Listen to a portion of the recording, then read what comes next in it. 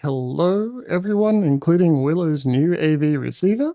I sincerely hope that I do come through as beautiful as you intend. You just said sound better. I added beautiful. So the delay there was, I said settling baby Kate, but it was also being assertive with customer service. Oh, I hate that. I hate it so much. I even said my actual feelings about it. Quote unquote. Unquote. Quote unquote. This was supposed to be an easier method. This is supposed to be an easier solution. Like, I understand mistakes happen, but come on, man, I tried to order pizza so it would be available so I could have lunch before I went live. That's just not possible, huh? I mean, it happens. But also, I promised a 2-year-old. 2-year-olds aren't great at understanding when things go slightly wrong. I mean, mine is. I've got an angel child who is pretty clearly missing his mum, and that's very reasonable. We had an excellent day. Got up early. 7:30. That's early for him. There's an episode of Bluey, right? Fruit Bat. At the very end, Bluey finishes her dream and wanders out into the kitchen, and Chili, Bluey's mum, says, 7 o'clock? That's a long sleep in. And I go faint. I fucking, what? 7's early? 7's a late sleep in? No thanks. Taliska Storm. I finished my whiskey weeks ago. Time for a new one. Oh, so peaty and smoky, it's beautiful. Anyway. So I had to call Crossed and tell them it's not here. Well, the first call was, hey, I was supposed to be here like 20 minutes ago, dude. Do you have any, can I get an ETA? I'm like, oh, sure. Contacted the driver, he said he'll be there in 5. All right, that's great. Call back after another 40 minutes. Anyway, I can complain about this. The solution is now on its way, as in a replacement is on its way. Whoever got said pizzas, wherever they were delivered, photo taken, good move, delivery person. You need evidence for people who are trying to cheat you. I'm not trying to cheat you. I just... I promised a small child a ham and pineapple pizza. He has eaten something else in the meantime, you know. And I noted he's clearly missing his mom, and like that's fair. It doesn't matter that we had a really good day today. We woke up relatively early, 7:30, and hung out, watered the garden early because it was going to be really hot later, and it wasn't that hot yet. Played with Marvel in the backyard, and then went to the pool and went swimming with Grandma and Grandpa and Dad. Yes, Dad in pool. It does happen. Lots of fun. And then went to Grandparents' place to play around for a bit. Like, well, I was accidentally let loose in the kitchen, so I cleaned it. Homemaker insects kicking in. I'm like, well, I've got a moment to myself to rest. What am I going to do? I'll clean that kitchen. It's stupid. It's stupid and you know it. And anyway, came back, read a couple of books, popped him off to sleep.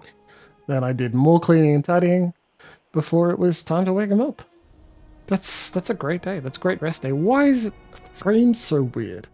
Yeah, that's good. Oh, there we go. Hi, better. Perfect. I'll admit this openly and honestly, it was hard to tear myself away from sitting on the couch watching Wiggles with him. You know? And I've stated, and we'll make it clear, I'll make it obvious to you guys as well. If he's Suki and he needs me to jump out to go give him cuddles, I'm afraid you may just have to listen to background music on Tyranny for a bit. You know?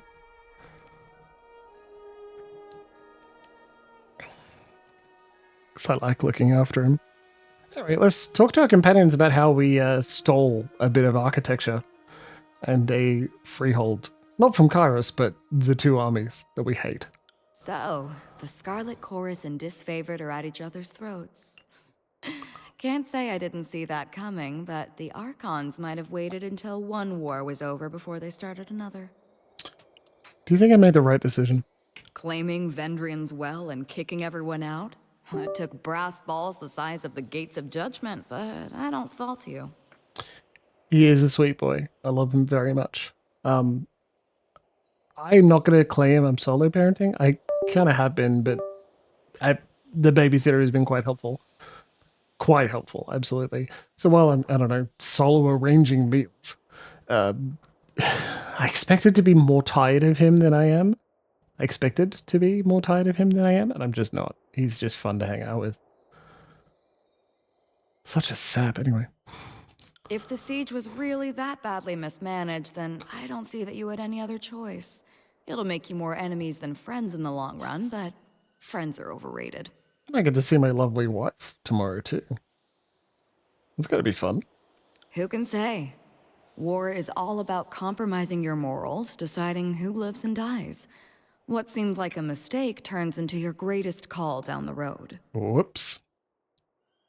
I'll say this much. Our time together is anything but dull. My blades are yours for as long as you'll have me.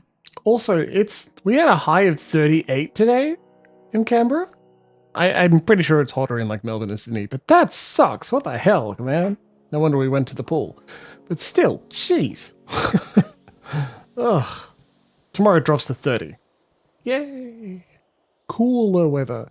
I'm feeling for anyone who has to go into the office or similar on Wednesday with a high of 41. Noted. I have questions for you. What do you need? I'd like to discuss your apparent connection with Barrick. You've just got to know, don't you? I suppose there's no point in hiding it. Barrick and I are siblings. We share a father, if little else. What? I try not to think too much about some northern merchant dropping anchor in my mother's port, but it happened, and the fortunate result stands proudly before you. How did you two become aware of this? There were a lot of lazy days during the conquest, and among other things, I spent my off hours using messenger birds as target practice. You should have seen Ash's anger when he heard that was going on. That's so funny. One day, I snagged a bird that flew from the hands of a proud northern daddy. The missive was about the goings-on at the family farm. I recognized the name and handwriting from a note in my mother's belongings. There weren't too many people named Barrick in the army, so tracking him down was no challenge. I cornered him in camp, and we shared a few heated words. Some blackmail, even. She tried to extort rings from me, and I was having none of it. Not even Graven Ash would think less of me for our father's indiscretion. That's so funny. I like your confidence, but my ring belt is feeling a little light these days. Maybe you want to take me up on that offer, or I can start whispering in disfavored ears. Think about it. Do you even like each other? I've tried to get along with that ironclad knot of repression, but it would seem he's having none of it. Good riddance, then. The war's tossed us together, but nothing says we have to keep that going. That's crazy. The most we do for each other is try not to get the other one killed, which is more than you can say for most disfavored and Scarlet Cores. You think this is Final Fantasy VIII all over again and everyone's related to each other? How has this affected you, Barrick? Well, Verse has a nasty habit of jabbering in my ear and making this war intolerable. I plan on parting ways and returning to the north at first convenience. My father will answer for his infidelity. Beyond that, I am happy to consider myself in every way unaffected. My superiors once accused me of having an impulsive streak, but I have worked to suppress it at every turn. When you go back home, send Father my fondest greetings and thanks. If he hadn't gone to ground on my mother's dry dock, I might not be here today. Dry dock? Ben Shapiro approves. My heritage was a point of pride and distinction before I met you, Verse. Not that you would care. Have you noticed any significant impact, Verse? I've asked myself about that several times, but unfortunately I don't have what you'd call a definitive answer. The Northerners put a lot of meaning behind family and blood. Seems arbitrary to me, but I don't want to discredit it entirely. I told you about what happened to my Scarlet Fury sisters. The hesitation I experienced. Sometimes I wonder if that wasn't because of my connection to Barrick. He's stubborn, regimented, everything I'm not. I'm kind of curious. Like, this conversation is voiced. I'm glad it is. I kind of want to ask,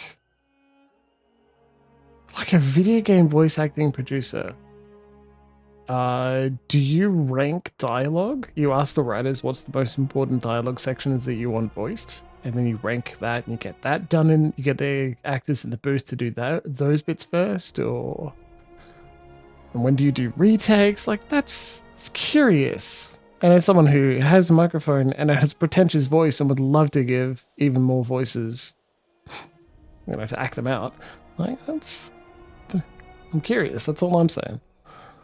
I suppose there's no telling for sure, but if I had to guess... Yeah. Sometimes I get messed up in my head, and learning I had a brother has helped me understand that better. What do you need? Either of you notice that you fight particularly well together? The thought has crossed my mind from time to time. During the many battles of the Conquest, we found ourselves standing back to back with enemies on all sides on more than one occasion. The big guy here is as useless as an empty scabbard without his phalanx to keep him alive, but I move fast enough to compensate for it. And it's nice having a living wall of rusted iron I can use for cover. Do you think this is because of your shared heritage? If you want to attach some arcane meaning to the whole thing, be my guest. I couldn't tell you for sure. I doubt that a capable tactician could explain why certain soldiers learn to rely on each other. In the disfavored ranks, the Oathbound seem to know more about synchronizing their efforts, and the same could be argued for the Scarlet Furies. I don't know how they pair up their units, but it isn't by virtue of blood. How do you think this is possible? I would suggest that our fighting styles complement each other, but they do not. I would suggest that we get along, but we do not. We don't even finish each other's Sentences? Okay, that was strange. Did you hear that? The next time I catch a whiff of Barrick's meaning, I'm keeping my mouth shut. Okay. I want the two of you to train together. Absolutely not. Our fighting styles are incompatible, and any disfavored lieutenant will tell you not to join at the hip soldiers who can't stomach each other.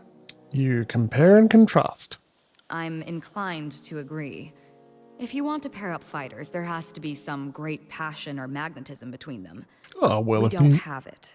Well, if neither of you is up to the challenge, then I won't force the matter. Now see here, Versa's temperament and unpredictable ways are an annoyance, but no challenge is beyond my skill. Verse, we should take some time to face off in the sparring fields. It might even improve our disposition towards one another. I'd rather watch you devour your armor one shaved off spoonful at a time. But since that isn't going to happen anytime soon, I suppose I'll make an effort. This is good, because Barrick threatened to leave us very soon. And he hasn't yet. Suck it. Arrowstorm. Barrick wishes to speak with you. Yeah, I bet he does.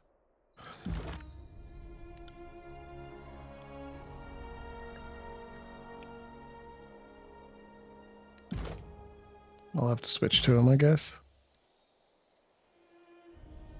Ironstorm. Arrowstorm fires several arrows into Barrick's armor. The last arrow strikes, Barrick roars, and the arrows burst out, striking enemies nearby. Nice. Hey, Lantry. At least in theory, I'm supposed to be observing history and not getting myself wrapped into it. All the same, this is the thrill of a lifetime. Rarely does one stand so close to monumental moments in the making. Suck it, Lantry. You're involved now. You've made a lot of enemies during the Battle of Vendrian's Well. If the Disfavored and Scarlet Chorus stop fighting each other, one or both might get the notion to crush you underfoot. Ah. There is hardly any opposition to Kairos left in the tiers. Yet this civil war forestalls any formal close to this conquest. I can't imagine the Overlord is amused by these recent events. I think the Overlord is waiting for someone strong to take charge. That will be me. A very bold sentiment. But you are correct. The Overlord puts great stock in those with initiative and strength. Why else would Kairos keep around a henchman like the voices of Nerat? Think of it this way. You took control of Vendrian's Well, angered the Archons, and Kairos hasn't killed you yet. Given how the Overlord works, I'd say your continued existence is an argument that you have Kairos' tacit approval. Whatever you do next, consider that many eyes will be upon you, for you have both delivered and taken away the Overlord's edicts, and few will know how to make sense of the latter. You are an exception the Archons cannot afford to ignore. They will likely aim to control or destroy you. Have you heard of edicts being broken before? Most of Kairos' edicts were either worded to end in a manner of the Overlord's choosing, or the edicts have simply continued in perpetuity. That's not to say there haven't been stories of broken edicts. They're just uncommon. The oldest is, I think, Golbraith and the Edict of Sorrows, and that tale dates back to around the year 110. Aside from you, the most recent was the Edict of Twisting Grasses, back in 380. In all these stories, Kairos' edict very clearly gives its victim a single way to escape, and someone manages it. What's never happened is the pure abatement of an edict, like using a spell of warding or cancellation. Well, good job, Monhas. Noted. Have a moment. Let's talk further. So, what's on your mind? Did you want to discuss matters at the present? Would you prefer a more scholarly rant? Let's discuss current matters. Of course. How can I help? Know anything about the region we're in? The Spires predate us all. As far as I know, we're the only ones who've been up here since... ever? I think this might be a first. Perhaps the real Trailblazer had trouble getting down and was lost to history. Of course. How can I help? What are your thoughts on our traveling associates? Are you asking for an objective assessment? Or is this your way of saying you want to gossip? Barak, what do you make of him? You must have some leverage over him, as I would have thought he'd lead us into a disfavored trap long ago. Or maybe the Legion is just that polite? I must admit, I am completely fascinated by his predicament. Ever tried diagramming the articulations of his armor? Don't. It'll only lead to madness and ruination. Oh. Thoughts on verse? I know little of swordplay, and couldn't work a curve and arrow to save my life. I can't really comment on the lady. Lady? You're just afraid to talk in front of me, clear as day. Your sweat is easier to read than your ink scribbles. No, not at all. I just don't know how to comment on a warrior's worth, that's all. Spare me your blather. Verse pauses to read Lantry's body language. Think that, do you? Didn't know you had such swollen hope for me. No need to keep secrets, Lantry. A most fascinating specimen. I think she has great potential. A dangerous amount of potential, to be blunt. The Scarlet Furies are the fighting elite of the Scarlet Chorus, and that means floating to the top of a sea of blood and chum. We should consider ourselves lucky to have her on our side, with her weapons usually pointed away from us. What do you think of Ebb?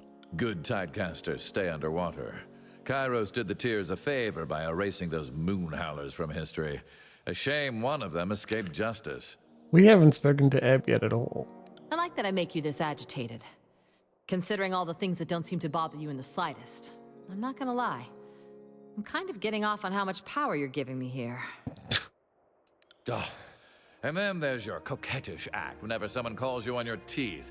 I'll be the one ready to tangle when, not if, you decide to pounce. Okay. Alright, Lantry.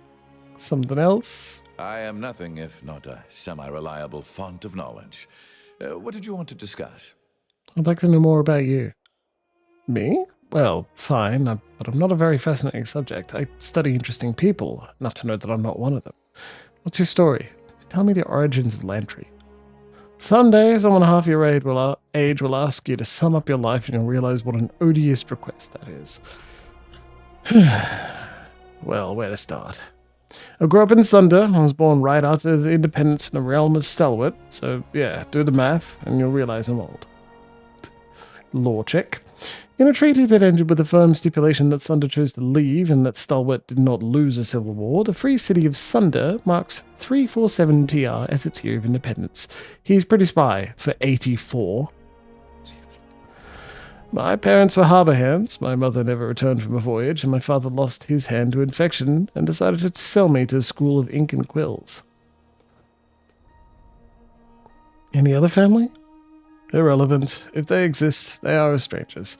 Family ties are severed when joining with the sages, at least in principle. The school has had its share of favoritism for blood relatives. As a novice, I was assigned to the Dovecotes, where I learned how to raise and groom birds to carry missives, and most of my early terms were on that subject. 10 years and several terms later, someone decided I was ready to be welcomed into the inner circle and shown the ways of magic. Since then, I've spent a great deal of time in field study, which I suppose readied me for life after the fall of the Vellum Citadel. Well, as much as anything could ready one for the strangeness of these days.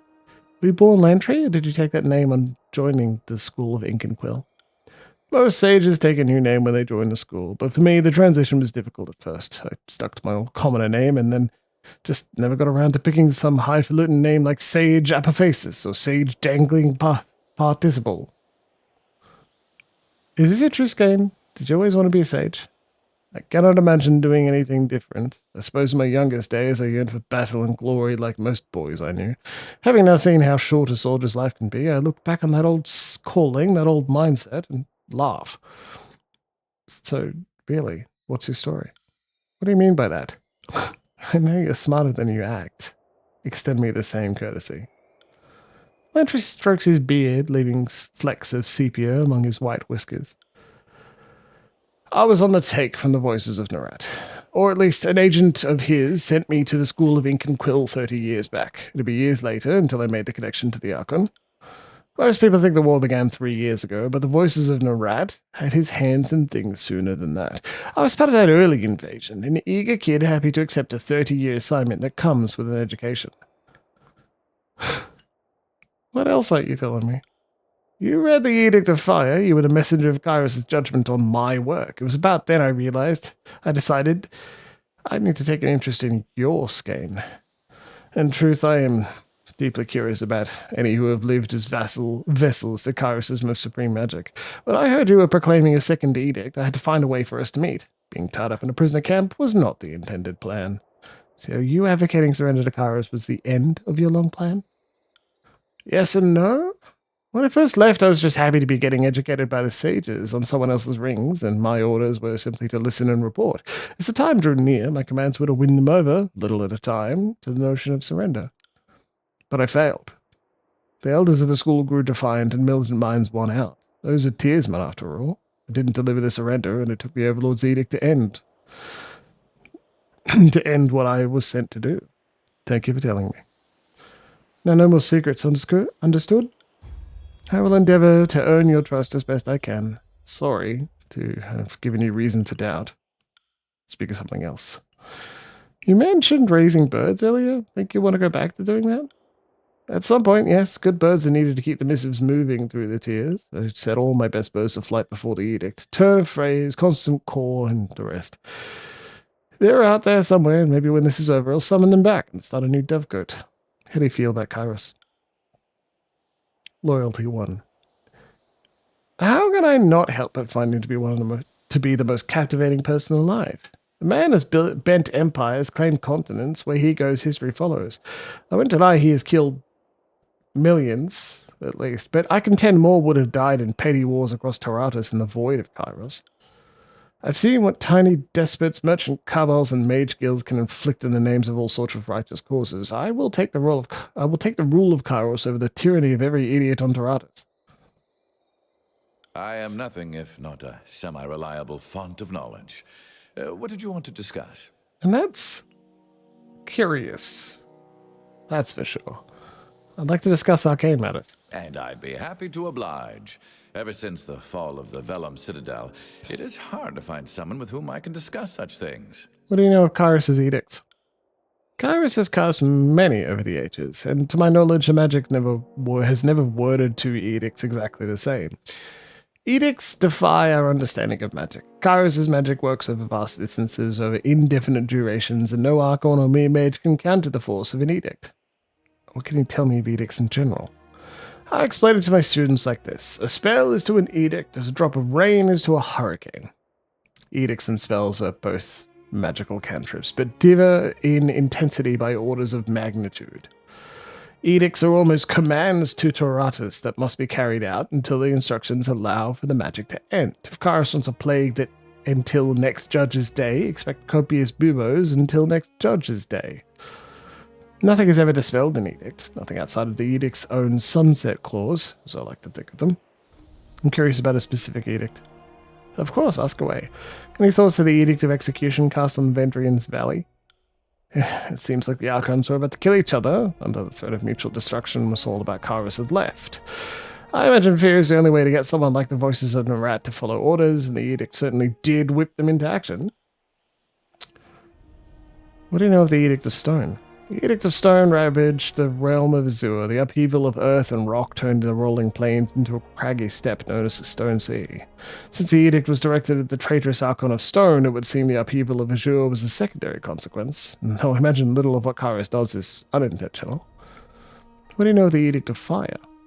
I know that you warned us. I'm alive today because you, and so many of my brothers and sisters, and I'm most certain you were not ordered to warn us, so all the more reason to honor your decision.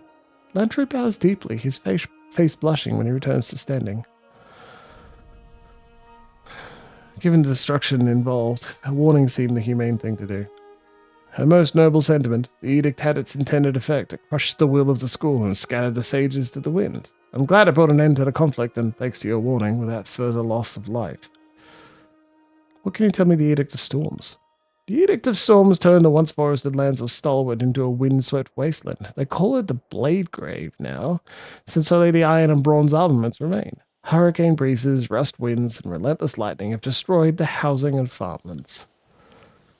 Something else? Do edicts work on the same arcane principles as spellcraft and other magic? Edicts are the strongest manifestation of magic we know, and they seem to violate all other lesser phenomena. No dispel cantrip has ever dented or abated an edict. Even Archons with powers of great durability cannot shrug off their effects.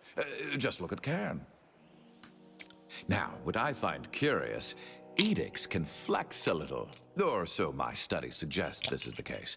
Take the Edict of Storms. While the day it was proclaimed was the most violent, the actual radius of the storm has changed over time. But most will have none of my hypotheses on this matter. Fine, I'll take the bait. What's your conjecture about edicts? So, in my studies, some edicts resolve some problem of the overlords and Hey, then Marvel, let's go. vanish into history. One moment. But the edicts that linger around, almost all of them begin to widen. Their effects become more intense.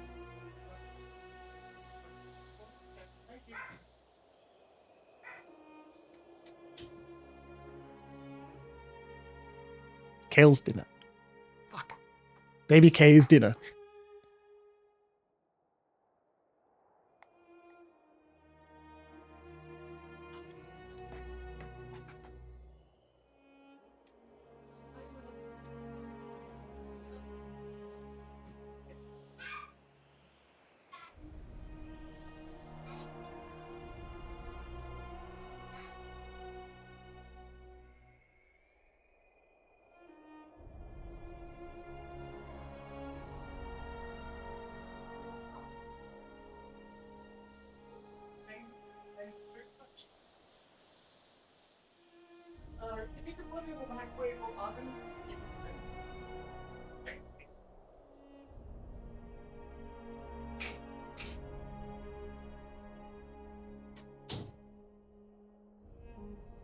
It's not the same as cooking, and I do cook, just not a whole lot this weekend.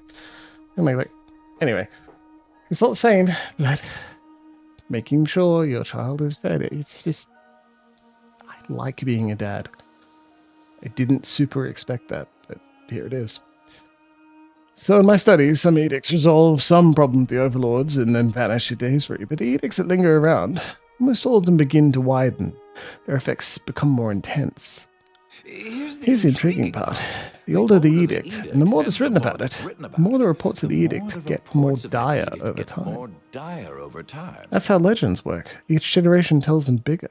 True. True, I could just be overreacting to sloppy record keeping, but my hunch is that there's some correlation going on here. I contend that edicts are powered by fear. Fear of Kairos helps fuel the casting, and fear of the edict feeds the magic, sustaining it. Feeds the magic, sustaining it, and if enough people fear it, even growing it a bit. Fucking hope that wasn't going on for ages. My headphones volume was turned way down, so I was repeating it. Oh, and there's Cleric saying, yes, that was going on for too long. Oh, I'm so sorry. Whoops. It's funny that's happened to Tyranny twice. All by fear is certainly Kairos' way. Intellectual honesty demands that I study the matter more. If I'm correct, the more people fear and obsess over an edict, the stronger it becomes. Anyway, another study for another time. That would probably drive me insane too. Just so chat doesn't feel super alone on that one. Whoops. Let's speak of something else. And I'd be happy to oblige. Oh, there's Ever since the fall of the Vellum Citadel, it is hard to find someone with whom I can discuss such things. There's a lot of lore. What do you know of the magic of the Archons? I've studied many of the Archons for many years. Compared to the other sages, I'm an expert on the subject, which is sad because I feel like I've still so much to learn. How does the magic of the Archons work? Welcome. Too much. It's because I'm tapping on all the options. I don't have to ask. There's a lot though. That to me sounds like, Willow, you want me to do something instead of listening to all of them. So let's end this conversation with Lantry pretty soon. We'll talk to Ed. I'll talk to some people. I just want to do the lore dumps. The Archons all have magical powers that are intuitive. When the voices of the rat pulls on someone's mind or grave in ash, I'm giggling at Willow's description of glowing croissant room. It protects his soldiers. That magic isn't a sign, spell, or ritual. To them, it's closer to flexing one's hand. Archons are, what's the word for it? The axiom of magic? The root of magic? Spell pioneers? Lore check. While every guild or school of magic will describe different name to the theory, all mages inevitably stumble on an inescapable fact. Only the Archons can will magic into being. Everyone else can only cast magic by invoking the sigil of an Archon that has come before. None know how the Archons do their magic. It seems to be different with each Archon, but the theory suggests that once an Archon starts to invoke their powers, anyone else who comes after that Archon could, with the proper knowledge, tap into that power with the proper sigil and know-how. This observed lore has given rise to a common question from young students. Could one guess at a sigil of an Archon not yet born, or not yet remembered by history, or simply unknown to the caster, and successfully cast a spell? Experienced mystics would tell you this is impossible, for they know it's not enough to just mimic the gestures of a sigil. One must have willful conscious knowledge of the Archon, and the intended power being channeled. I'm sure this analogy is off in many ways, but I see the Archons as the mothers of original magic, and everyone else is just imitating them. To confuse things a bit, some Archons learn to cast other spells in the same fashion as us lesser mages. If you are as important as an Archon, you learn quick all that knowledge is power. You learn quick that all knowledge is power. Okay, speak of someone else. I'd be happy to oblige. Ever since then. That's all for now. Willow's got a very good point. Last check-in with Barrack. Fatebinder, if you have a moment. Barrack stands at attention, his rigid bearing making of him an unmoving statue. I would know the two of us has clashed on several subjects since the Iron Marshal assigned me to your protection. I hope these disagreements do not weigh too heavily against the request I'm about to make of you. Relax, Barrack. Just tell me what's on your mind. I hoped that perhaps the adjudicator would hear my case. I can adjudicate cases in the Archon's stead. This is something you'd probably want to appeal to a higher power. I've been encased in this clang. He wraps a gauntlet against the shards of corroded iron and bronze that sweep across his chest. Shelled since Sakaros' Edict of Storms made a grave of old stalwart. It corroded serves the Overlord, and I would ask the Overlord free me of its burden. Are you more useful to the Overlord in your armor? Perhaps, but there are other armors. Air passes from his helmet, possibly a result of a sigh. Any respectable commander could extol to you the virtues of high morale. I confess that each day I remain confined to this monstrosity, mine wanes. Tunon can't order Kairos to take your armor off. Wasn't going to ask the Overlord to do it personally. His metal plates grind together as he shifts. The Forge-bound Guild swore its services to the Adjudicator. If any hope of my freedom from this carapace exists, it lies with them. I will happily take your case to the Archon. Thank you, Fatebinder. His salute rings like a poorly cast bell. I eagerly await the Archon's judgment. Was that all you wanted to talk about? Petition to on... Oh, I can't do it myself? Okay. It was just at his court in the bastard city. I was going to be like, how about I just send him a letter? Hello, Eb. Salutations, Fatebinder. Or should I now call you Lord of Vendrian's Well? The Spire King? Prince of the suggestive vertical slab. Fatebinder is fine, no need for other titles. That is how I met you, so that's how it's gonna stick in my mind. So if I might ask, what is your plan now? The edict no longer looms overhead, and Kairos' conquest of the Tiers seems to be slipping. What with the armies and civil war.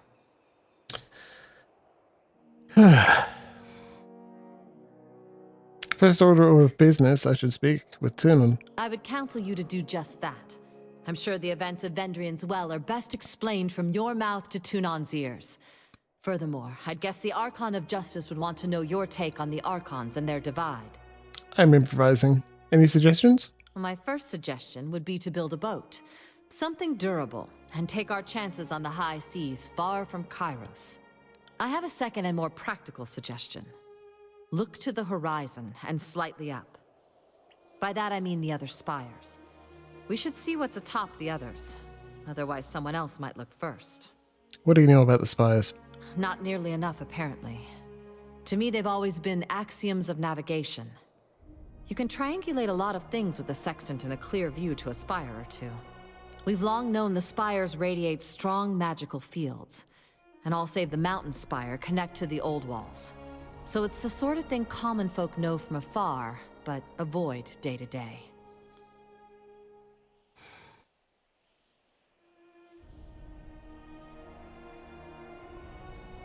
I will crush the remaining local opposition and complete the conquest. Yeah, that's what Monhas is doing. I see. I'm sure there's little I can do to persuade you otherwise. Just consider that the people of the Tiers will someday bow to Kairos. Why not have them bow to you instead? The disfavor of the Scarlet Chorus, all of the Overlord's minions will fall. Aren't you a feisty one? Where was this hate for Kairos' lackeys a few years ago? You seem so very eager to turn on your old allies. But I'm not one to criticize. I think it's wise to lean into the winds of change. That's all I have for now. Well, short of Tunon giving you orders on pain of death, you have the luxury of acting on your own volition. Though the disfavored are likely to come for you. Whatever you decide, I'm at your disposal. Your assistance will be most helpful, thank you. And I am thankful to not be a bloody pile of offal in Vendrian's Well. Life under your banner will, I'm sure, prove most interesting. We should be going.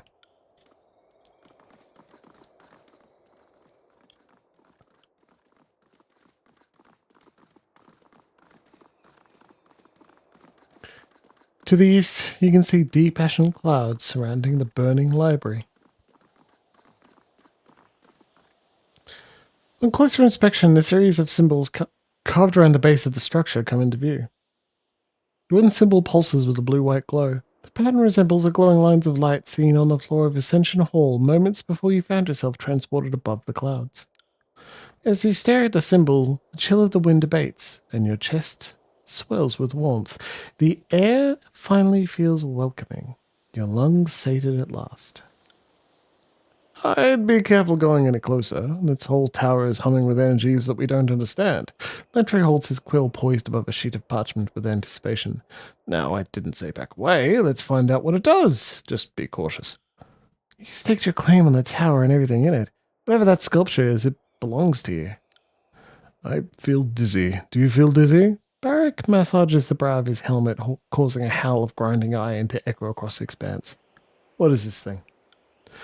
The surface of the stone edifice trembles at your words. For a brief moment, the solid rock undulates, the same motion as a quiet pond rippled by rain. An echo bounces back from afar, your voice distorted and unfamiliar. is this thing? Your voice. For a moment there, it sounded like song. The sculpture is once again still. There is a rush warmth through your body, a jolt of innovation that steadies your balance. A barrage of tactile sensation floods your mind as you feel footsteps and wind, but not on your face or your limbs. A moment later, the flood of information begins to make sense. You are feeling the wind against the spire, and even the weight of your own feet, as if the spire were a second spine. With this connection made, you feel your awareness pull from this place, not as a traveler, but as one glimpsing the world from impossibly far away.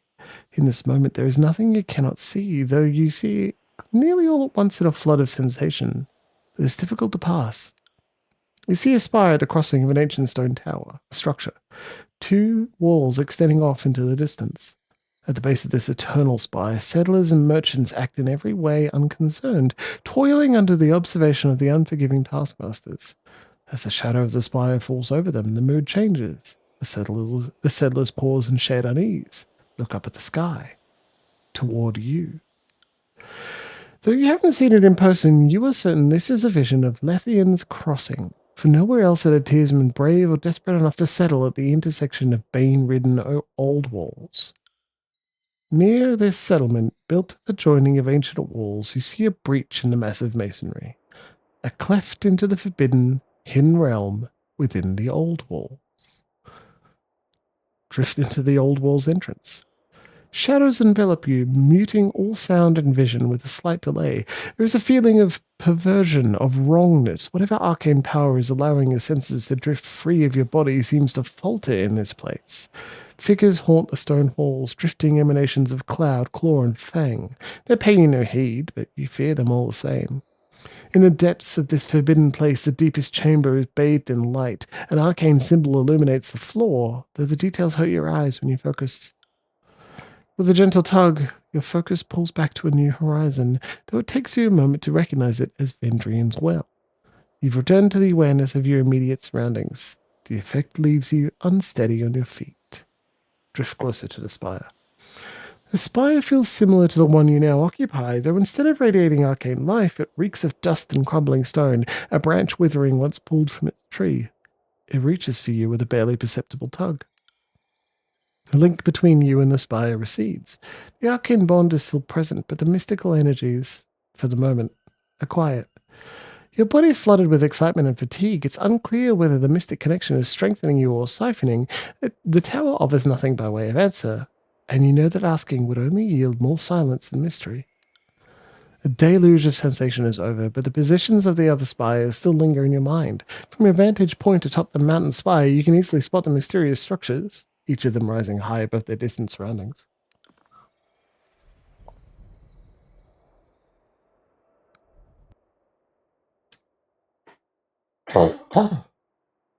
Did you sense that? Lantry signs a long sigil in the air, squinting at you as he works the cantrip.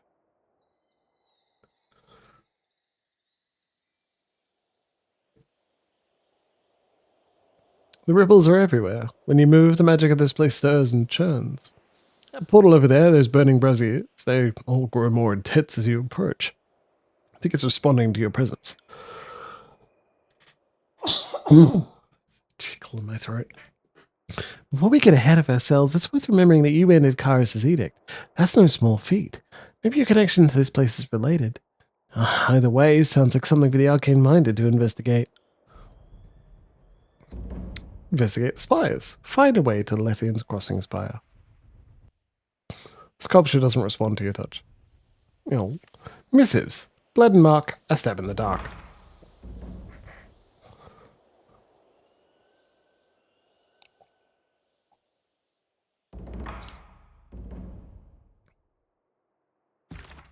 Kid, there's something unusual about the ink on this missive.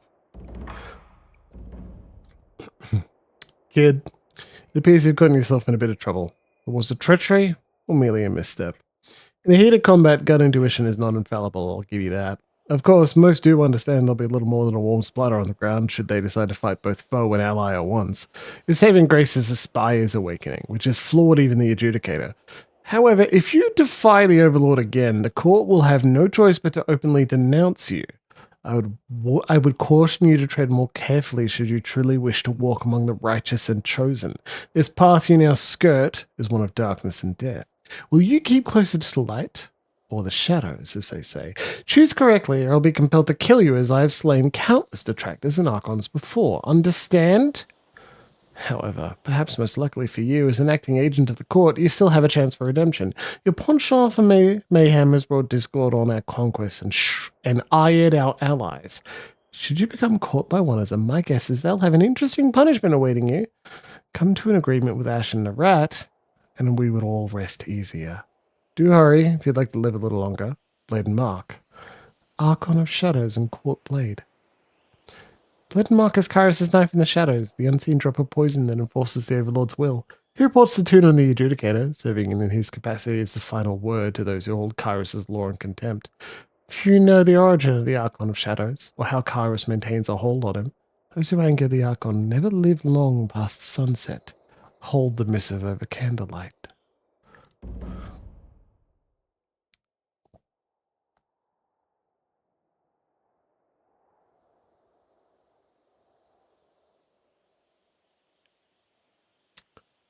Kid, you've got guts. I'll give you that.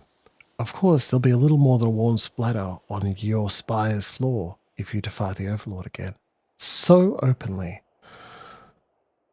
If you would defy the Overlord again so openly.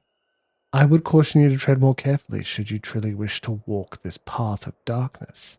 Keep closer to the shadows, so as they say, or I'll be compelled to kill you as I have slain countless detractors and archons before, understand?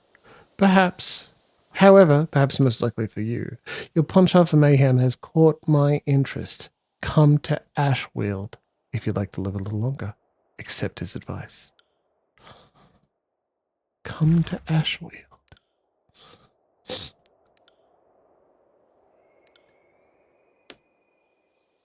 You better go to the court in Boston City.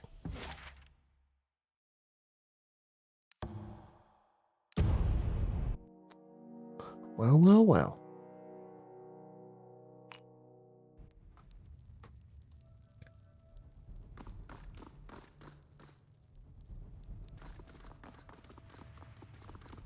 Drink, stole your ascension hole, fuckers.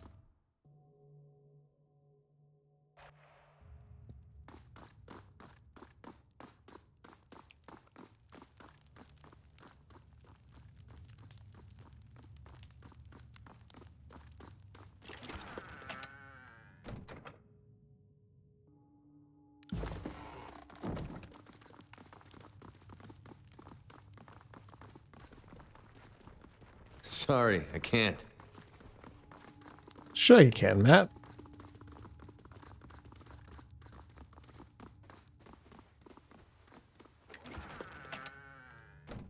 Locked iron gauntlet.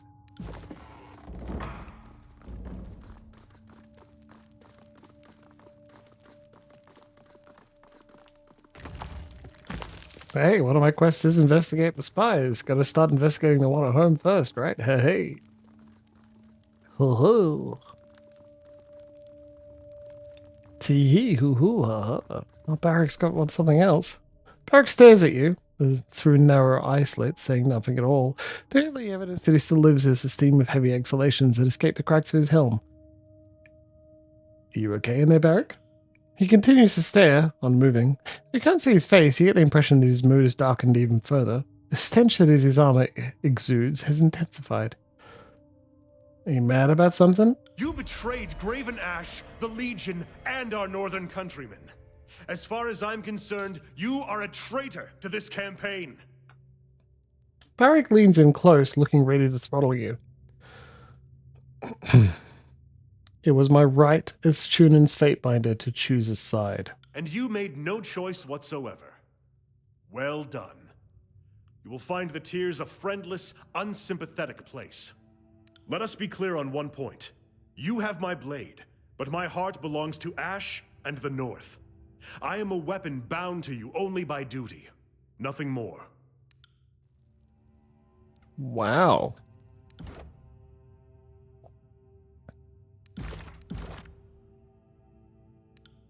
Are you sure?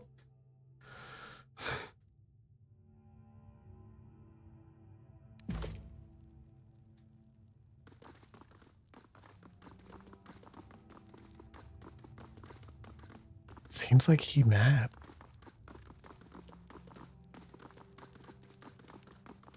He's clearly, yes, very mad.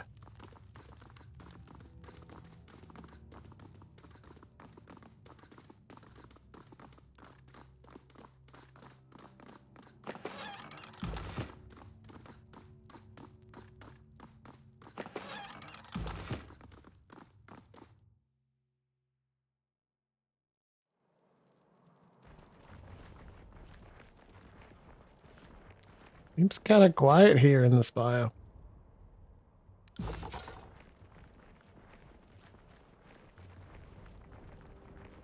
Can't do that.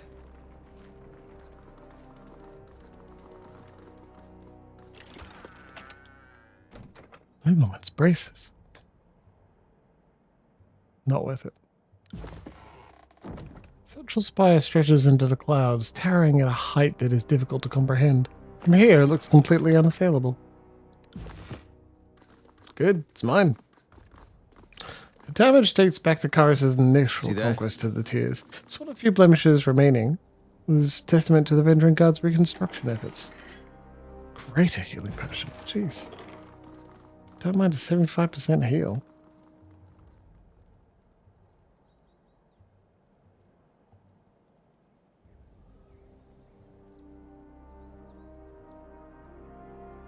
Have a larger party. That's one of the things I say in nearly every game. I'd love to have all of my companions with me at the same time. I don't want to make choices about who to bring along. I want everyone. This says a lot about my preferred relationship model. And no one is surprised. Can't do that. And a spot check. No? Okay.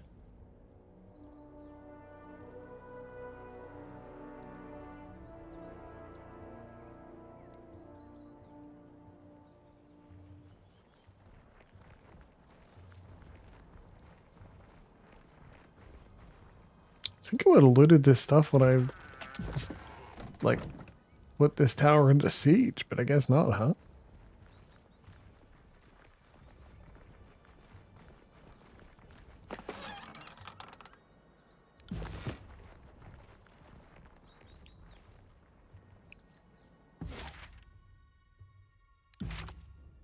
Cool. Okay, there you go. Vendrin Well, Mountain Spire. Well, look at all this. Sunset Spire, Bastard City, Library entrance. Okay. Blade Gravestone City. Look, we've got a world map. I think we're going to go to Ashfield and then Bastard City. Encounter. Encounter? There you go. Encounter at the Burning Library. As you pick your way through craggy, blasted hills peppered with the charred remnants of trees, the weak breeze carries to your ears distance muted shouts from somewhere to the east. Let's approach quietly. You crest your eyes, keeping loaded with blackened soil, and you see below you 3 groups locked in argument, heated words erupting on all sides. Bright red paint slathered over shoddy leathers identify a small gang of chorusmen. Violet capes cling to ironclad members of a disfavored squad, and quills and scrolls hang from the dusty clothing of a trio of sages. Weapons have been drawn, and the members of each group gesture wildly. They have not yet spotted you, distracted as they are with their own argument. Join in. The conversation gutters as you approach the armed men and women. The fuck do you want? The chorus gang leader growls. Fool, the disfavored sergeant barks. This is Fatebinder of the Mountain Spire. He turns to you, his gauntlet wrapping against his breastplate and salute. Will you settle this, sworn vassal of the adjudicator? Yeah, absolutely. Well, there's just a attack everyone option. My answer is fuck the lawyer. The 3 groups look at you expectantly. The chorus gang leader, a stout woman in ragged leather and hide, rests her hands on the pommels of her bronze blades. The disfavored commander, compactly muscled under his heavy iron armor, has shield and blade at the ready. The apparent spokeswoman of the sages, a short woman in blue scribe's clothes, glares openly, chin raised slightly, as if she hopes to ward off Kyrus' troops through the weight of her disdain. Fatebinder, the young sage stammers the word slightly, tucking a strand of hair behind her ear. We beg the clemency of the court of Tunin.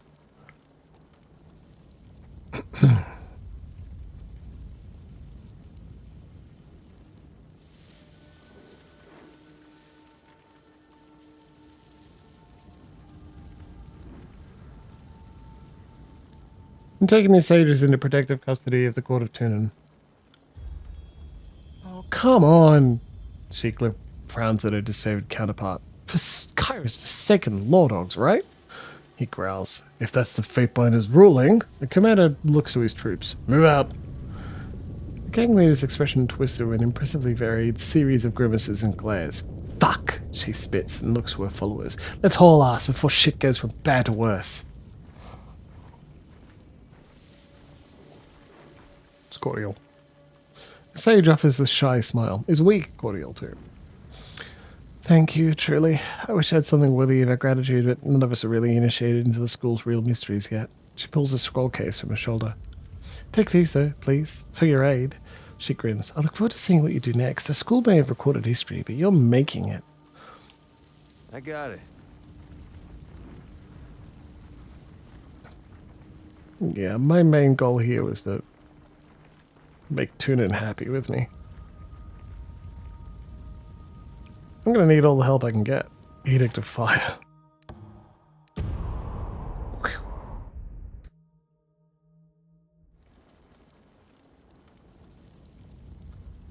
The fire that emanates from the tree creates long dancing shadows that stretch across the scorched earth. If you look hard enough, you can see the shadows pulse occasionally, as if they had a life of their own. Quick save completed.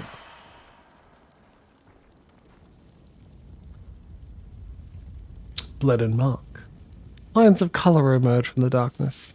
What at first appears a vaguely human stain coalesces into focus. Blade and mark, archon of shadow, emerges from his medium. Long strands of white hair crown his head, trailing down to his shoulder blades, where the white hair loses shape and definition before becoming a shadowy mist. His red face paint and orange tattoos are sole patches of warm colour on his otherwise dark, ebony skin. Blood and mark. A little shorter than I always imagined. Fatebinder, been a while since you saw me, but not since I saw you. Yarkin clears his throat, folding his arms across his chest, with his hands resting above the bandolier of knives girdled across his midsection. Think before you speak next. I'd hate to have to kill you. I got your message. I saw what you did at Ascension Hall. You were right to take matters into your own hands. I can't believe the audacity of Ash and Narat, squabbling while an edict looms overhead, endangering all their vassals. You were right to treat such infantile antics with justice, raw and bloody. Well, Dad is perhaps worrying a bit too much. I can hear Baby K giggling. Good. I'm glad, buddy. You deserve to have a good evening. Okay, so I just want to double check something. Chat's a little quiet tonight because some of my best chatters are on a holiday, so let's not get pissy about it. Lennon Mark voice actor. Evan Smith. And Ebb. Tyranny. Ebb. You can if you want. I'm just saying I'm not going to toss things and ask people to do things for me. I can do it myself. Valerie RM.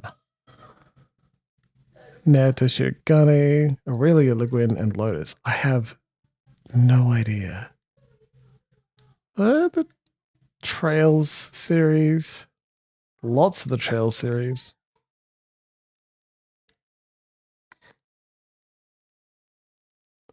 Stuff I haven't played, so I don't recognize, but still good. What about you, Mr. Evan Smith? High Guard Against Spies. Whoa, look at that, 1.6. Digital voices in Persona 5. Trail series as well. Tyranny, there it is. Not much else. Looks like he was live action in a few too. All right. From where I stand, I would say you chose wisely. Why cater to the whims and agendas of questionable friends? Why whore your power for the approval of others? Well, Yeah. Allies are just enemies with great patience. Free yourself of such distractions and make your own way. So what are you suggesting I do next? If you really want your freedom from Tunon and the others, you'll need to become something the Archons cannot obliterate without breaking a sweat. There are a few relics around the tiers that, if they wound up in your hands, might give you a fighting chance. The Burning Library holds a very important treasure, the Silent Archive. There's much the sages do not know, but all that they know should be contained within the archive. Retrieve it, and in so doing, end the Edict of Fire. You're telling me to go grab a book full of criminal teachings? You think I'll fall for that setup? Can't fault you for being suspicious. You'll need that skill if you want to live. And yes, I'm telling you to go nab a relic filled with heretical lore. I didn't say brag to Tunon about it. And if I wanted to trick you into holding incriminating evidence, I can think of easier ways. And after that? Assuming you don't get yourself charred to a crisp, meet me here again after, and we'll discuss what comes next. Farewell. The Archon dissolves into the shadows. Neat. Barrack leveled up. You received a missive from Tunon. Hey, watch it. Something else silly, who knows? Bonus health. Bonus health? It's helped him not die so far. Of course we'll get even more Sentinel, why wouldn't we? This bonus to armor is just a... This one is probably better than it seems. Magic less dying power, we love it. Path to power, you've turned against everyone. Deciding to forge your own path. Okay, well, go to the Burning Archive. Things fall apart. I've received word that your former allies have rescinded your welcome among their camps. Accusations of treachery and sedition hound you. I receive daily demands that I hold you accountable with a public trial and execution. I've assured all that I would investigate these claims thoroughly. Be warned that we will inevitably answer for our choices. You are no exception. In the meantime, I understand that Bladen Mark has taken particular interest in you. I trust that there is no need to illustrate the implications of his attention.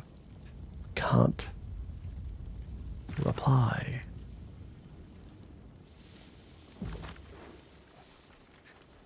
Tunon, we're watching you. Do you have eyes on this?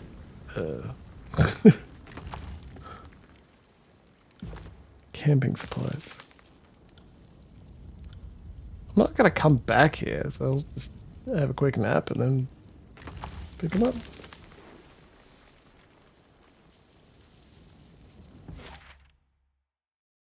Mountain Spire, Sunset Spire, Boston City. I think we go straight to the Burning Library.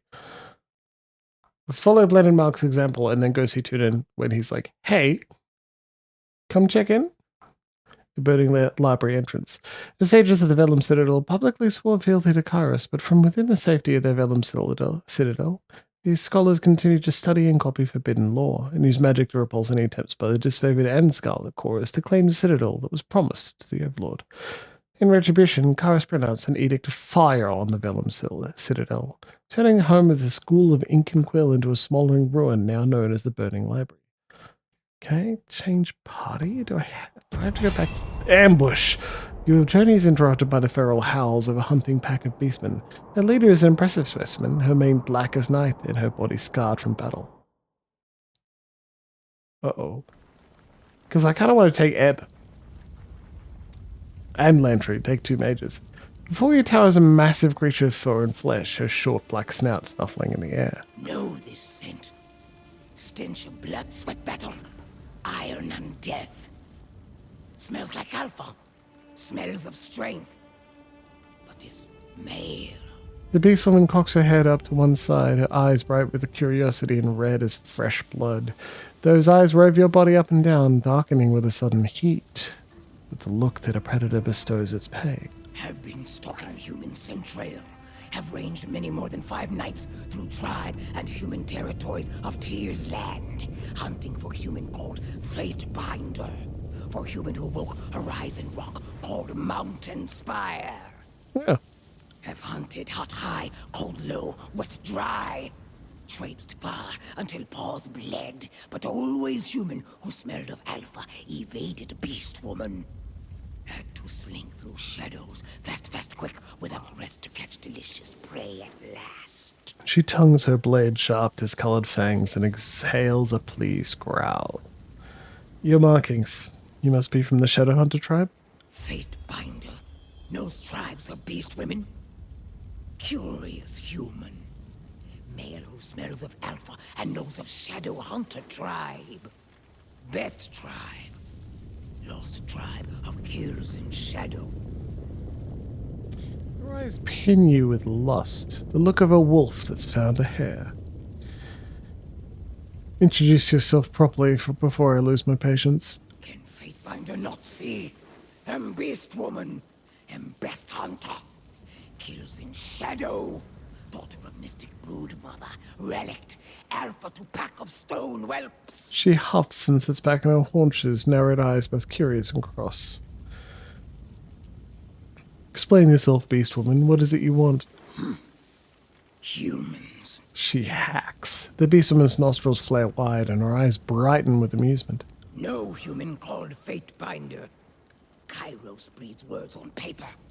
Fatebinder binds words to earth and sky, makes ground tremble, makes night cry, blood and fire. What would a beast woman know of Tunan's Fatebinders? Human is not first Fatebinder. Kills in shadow has hunted. She chuffs, darkly amused. Fatebinder pisses in Kairos' eye, but is not slain. Stole Horizon Rock called Spire, spat at Archons, yet lives. Fatebinder is strong. Smells of mystic iron death. Is vaster, tougher than rest of Kairos' kith. Okay, so maybe you've heard of me. Kairos hunts human realms to extinction. Rules tribe of blood and ruin, starvation and death. Seeks to slaughter beast women like prey. But beast women are not prey. Are not flighty, feeble-minded humans. Kills in Shadow spits a gob of tawny mucus on the ground. Beast women are savage hunters, bred to fight Kirut, like Fatebinder who smells of alpha. Strong always kill weak, then grow weak. Or killed is migration of life. But kills in shadow is not weak now. Will not be weak for many long seasons. Will join Fatebinder and survive Kairos' tribe. If you want to join me, it'll have to be as my beta. Kills in shadow is not beta. But even alphas submit to stronger-willed primas. Many packs make a tribe. Is this not a thought humans also understand? Beast woman will follow Fatebinder. Will not dominate. Unless Fatebinder begins to smell weak. She tongues one of her upper fangs, lips split in a feral grin. Fine, but keep your nose to yourself. The beast woman huffs and turns to address her pack. Kills in shadow will not shelter stone whelps anymore. Scamper and flee! Do not want to see shadows lurking, stalking behind. Barb cleft his leader now. The pack hesitates, causing Kills in Shadow to emit a low, menacing growl. Will not like if Kills in Shadow catches sight or scent of stone mongrels again. Sick. Also, what an opportunity to go. Goodbye to you too. Look, I'll catch you soon, verse. What an opportunity to change out Ebb just like it wanted. All signs suggest that the Scarlet Chorus ambushed this caravan, killed everyone, and stole the transported goods.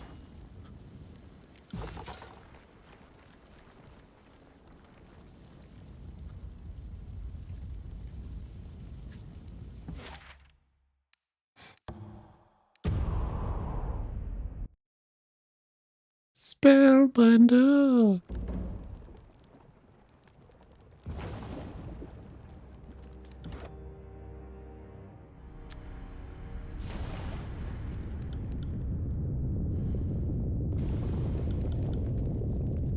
There you go, that'll do. Gravelight. She's just a... This is... Jet of Ordered Strikes knocks him down. Frost damage. Crush damage. bonus armor.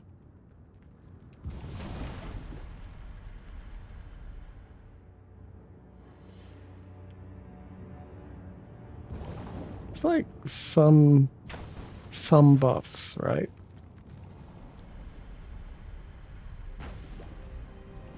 They're replacing, at least in this circumstance, verse. So let's go pure DPS.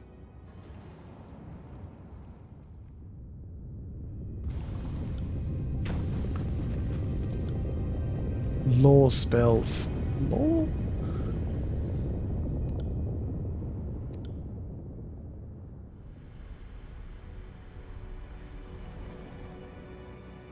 Cool, Frighten's Bane. I definitely know what that is.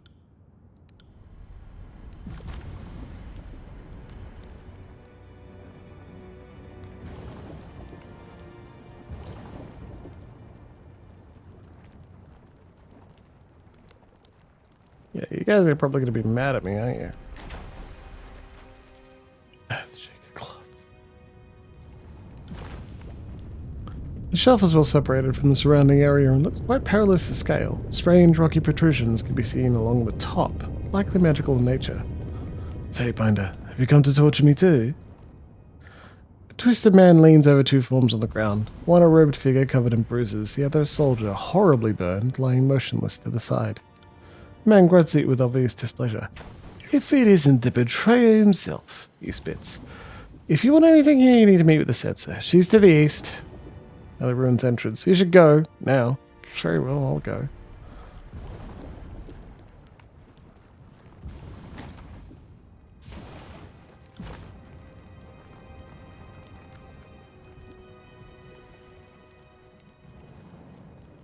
Ah, yes. I'm also not taking break right away. Ah, fuck it. No, I will. Sorry, this stream is a bit disjointed, but that happens. I'm happy to be here tonight. Spending a little time with all of you playing through some Tyranny. Sorry, I can't. But I'm gonna hop up and have a slice. Have a slice and look after my baby. Found something. Ha! Oh, it's there? Jeez.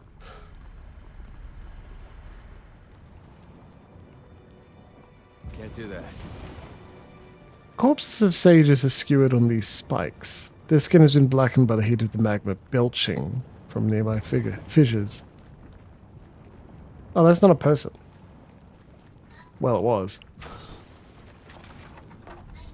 Sigil of Reaching Grasp. Come on, you big nerd, read it.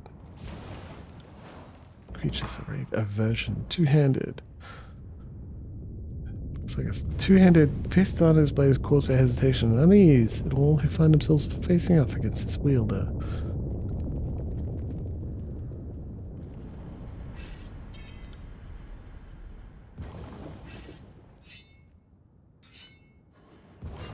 Ever decided he doesn't need a shield? However, temporarily. Oh, look at that. Reach and grasp too. Amazing. Strength.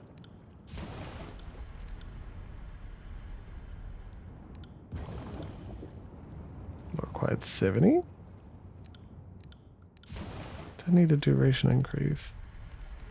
Don't really need that. Yeah. Boop.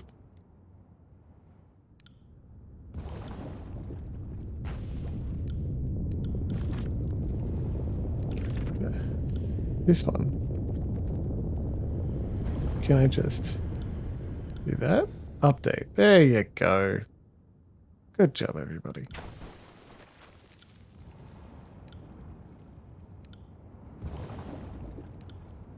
$70. 80.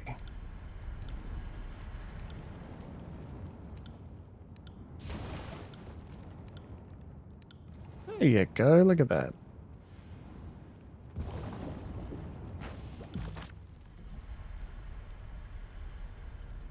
Oh, look at that. His goddamn spells, they're not all here.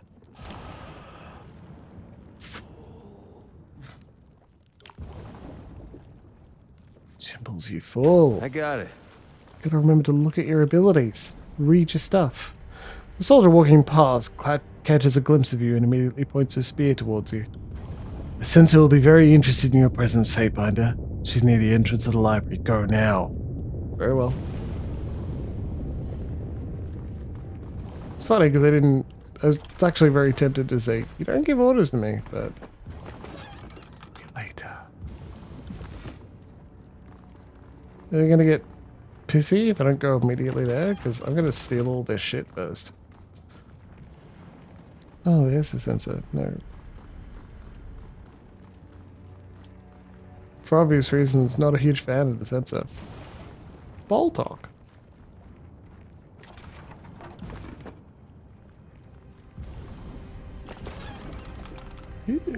Promise. Go away. Alright, ball talk.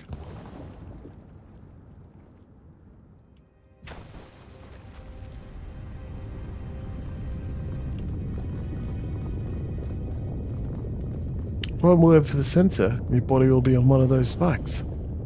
Stay your weapons. This is Tunan's Fatebinder. The sensor makes a swift motion to her soldiers and pauses to look you up and down.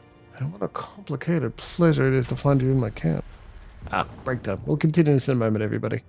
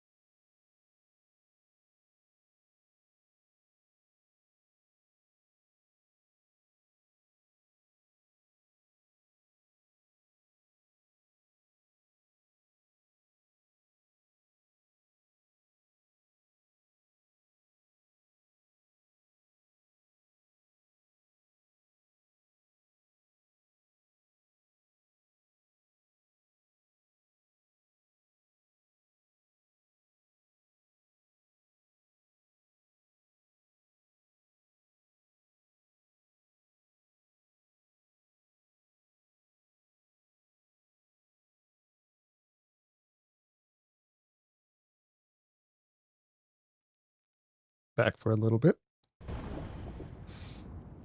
When the boy is about to go to sleep, I'm going to dip out and end the stream. I don't know. Depends on how tired he seems. Just want to be the one to send him off to dreams, you know? Now, what would the wild dog want with my library? It wasn't enough to turn your back on your master and piss on everyone who put you where you were. Are you here to try and take this away too? Doesn't seem particularly happy that you decided to turn your back on your allies and forge out on your own, making your own path through the tears.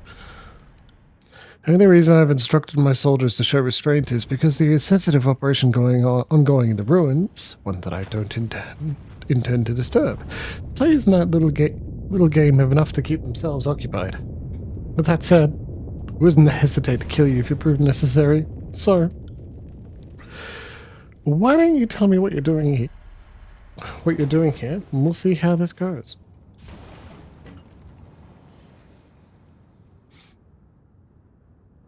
I'm here for the Silent Archive, not for any of you. She nods her brow and considers her words. How did you know about... Never mind. The Silent Archive is a chorus matter to be dealt with on our terms. You won't be getting inside the burning library while I'm here. This is your chance to leave with your life intact. I suggest you take it. Now, as much as I enjoy entertaining your company, I need every man and woman here to continue scouring the library. If you would do me the honor of making yourself scarce, I can refocus on more important matters.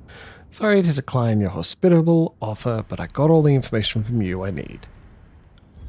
She rolls her eyes, unperturbed by your aggression. I don't have time for this nonsense. There's a time and place for bloodlust, and sadly, I've got an operation to oversee. We're under attack. Kill the Fatebinder. Throw yourselves at him if you must. Oh, she charges in.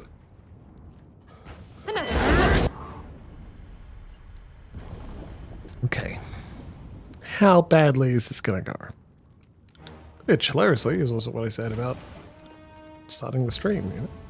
Not starting the stream. Just dealing with Monhas' decision in general. I can't cast it there. Why not? I can only cast it yourself. Okay. Well, maybe we'll get Furious Rush off soon. I think we need a taunt. This one.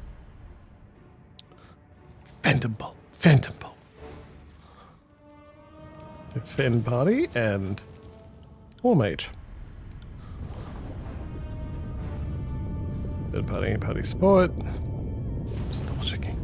Defend party and Protector. There you go. That's where I gotta control him. Okay.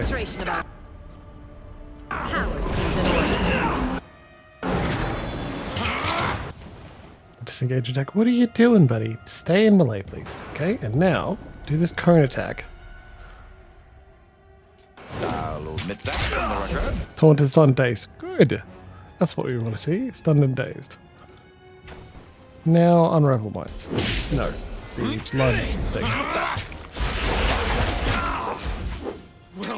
I love this. Keep doing this. That's fantastic. Running back and forth. Crippling coil. Not only affects enemies? Great. Do that.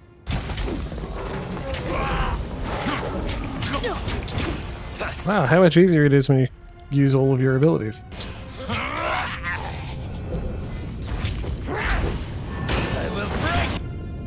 Extra range is good.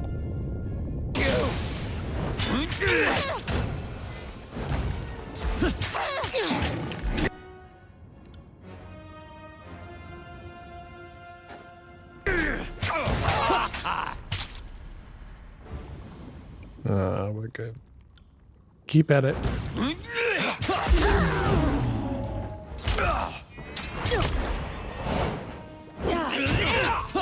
Thinking.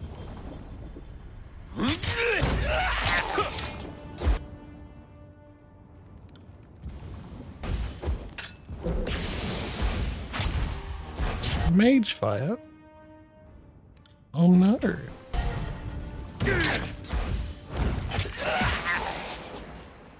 And he's stunned. Get him.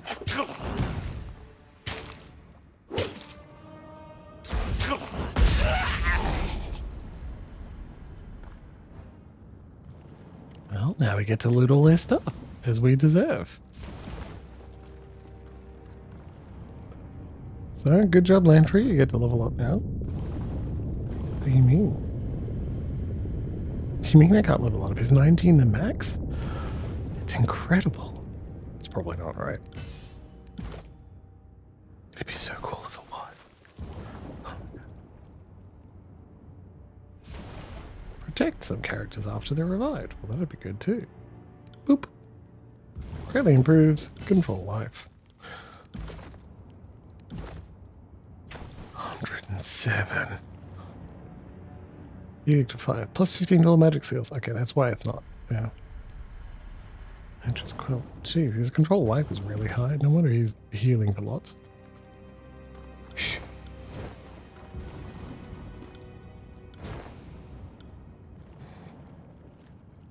This will be fun. There are so many more of us than you can see, buddy. Watch this. We'll be back.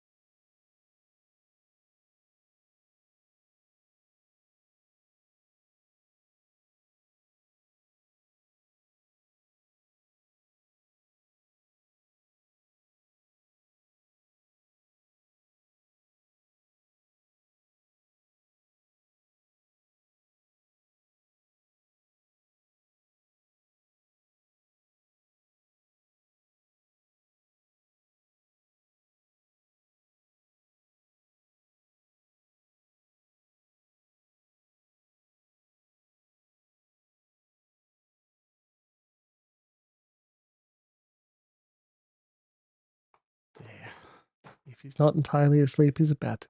I'm gonna knock on the door when I'm pretty sure he's asleep, and babysitter heads off. And I'll keep streaming while I've still got energy. Even if everyone dips out, says goodnight for the evening, that's totally okay. You have no obligation to hang out longer than normal, but I take advantage of, well, having a free evening, right? Bat!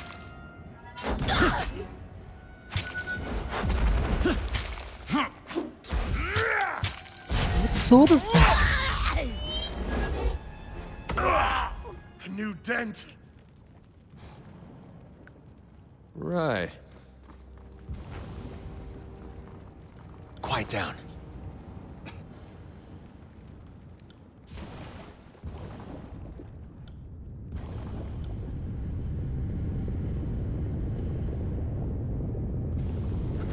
Trouble is afoot. At once.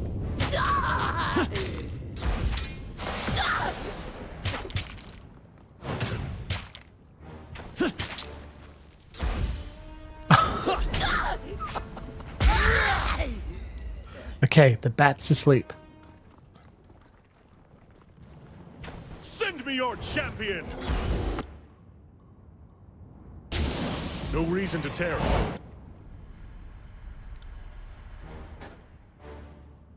Here we taunt.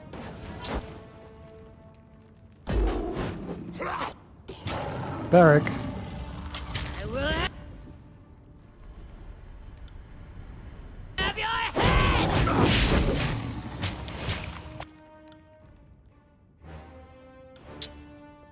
On it. My armor is dented. Let me repair it.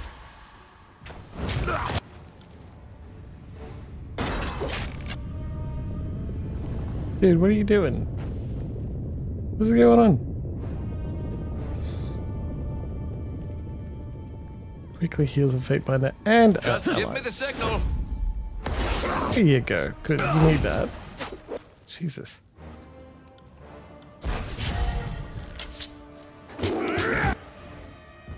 My iron tolling requires us to tell who we're doing it to.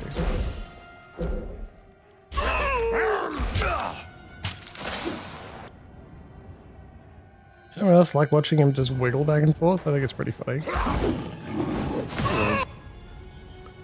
Stance you in, right? You've got Felix here, okay. Quick, switch to two-hand. It's definitely gonna work. Something every day. Take me if you can. Someone staunch my bleeding. Well, we did. Don't worry. It happened.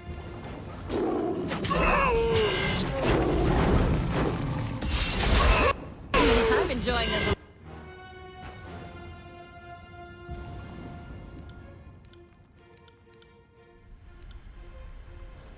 Light of the Grove. Ebb surrounds the body a glow of grave light. Attacks will transfer health from enemies. Okay, A little no. too much. We got one.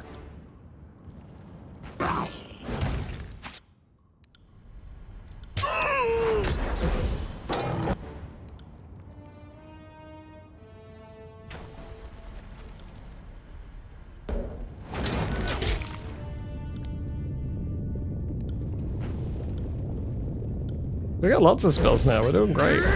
I kind of wish he didn't just cast Titan's Touch on you, though. Maybe we need to get you... Oh, that's right. We do have a raid weapon. I'll be legally responsible. Shit! Ebb, you are a water mate. I hope you know what you should be doing. Take me if you can. This weapon is entirely worthless. Slightly better than that.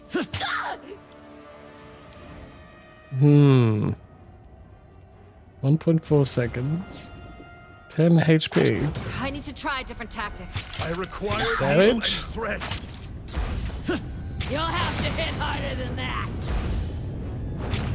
Monhas' weapon ineffective? Oh.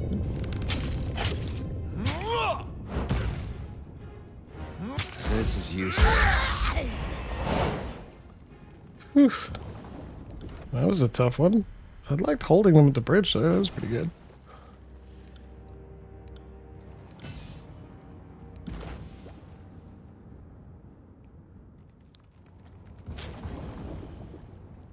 Give everyone healing? We love that.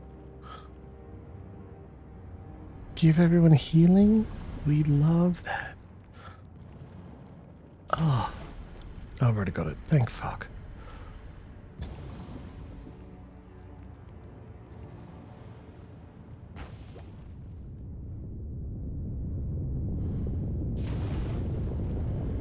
Basic Strike's bouncing is just great. And teleport. Second win or spell slots?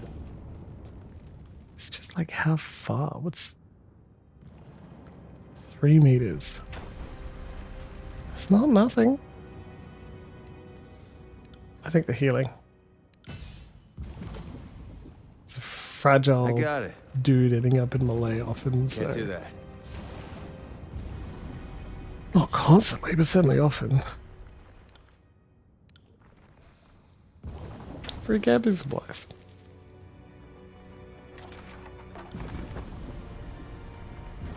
They followed their request. They're like, talk to the whatever her face is before you go in. I'm like, okay.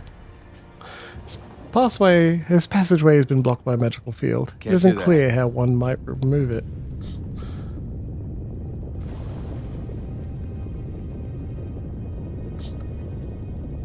I have a slice of pizza.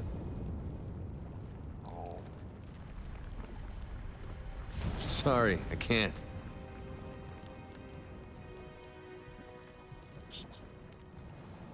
You want me to be subtle? Fine.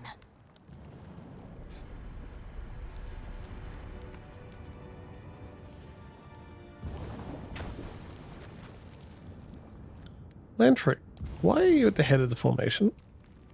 What the fuck?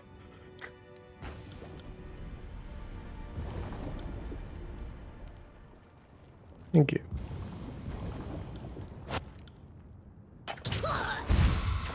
Good work. Just those two, please. Yeah, let's see if we can only take 2 at a time. That'd be great.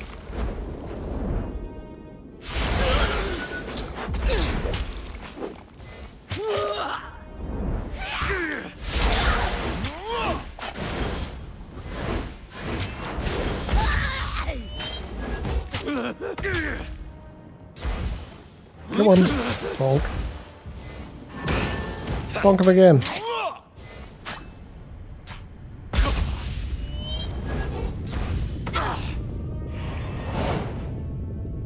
Wait till combat ends.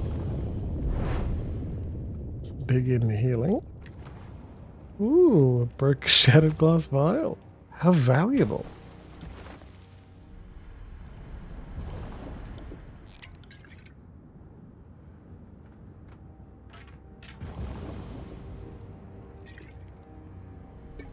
He needs those.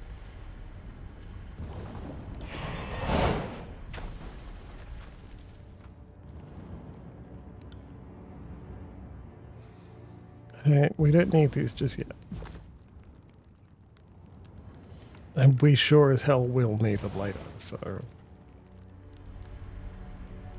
Right.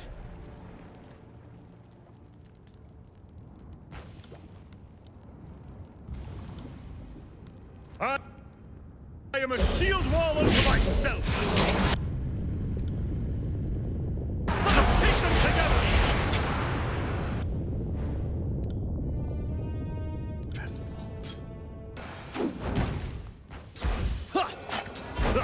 Nothing stands in our way.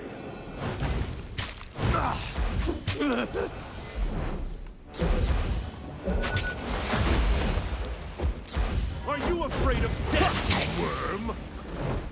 Come on. Dazed and stunned. Love it.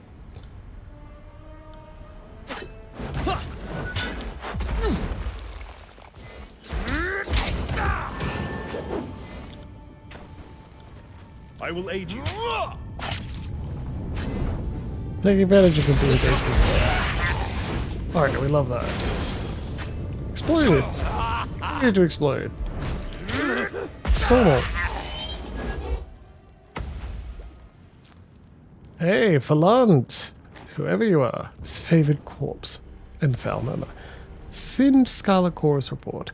The edges of the report appear to be burnt, the words faded, though through the barely legible scribbles, you can make out the names of various tools of torture and the people on which they were applied. Beside each entry is a span and year. You notice further up the names sound more northern, and the years far precede the conquest of the Tears. Oh, me oh my, how interesting.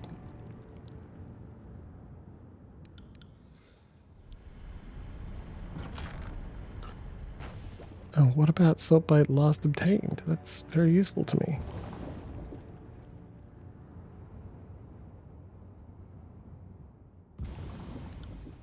It's here, it's a key item? No?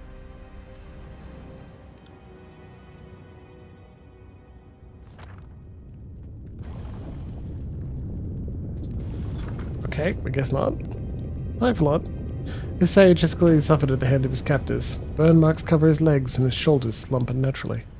He looks at you with some belief. Thank you. I can't believe these black cuts are finally dead. He spits. May they rot. Oh well. Thank you again. I'll take my leave, but tread carefully. The chorus are crazy and disorganized, but that's part of their strength. Don't let them get the drop on you. Getting in favor with the Sage's Guild. I mean, good. Kind of thought they were all well and truly dealt with, but you know.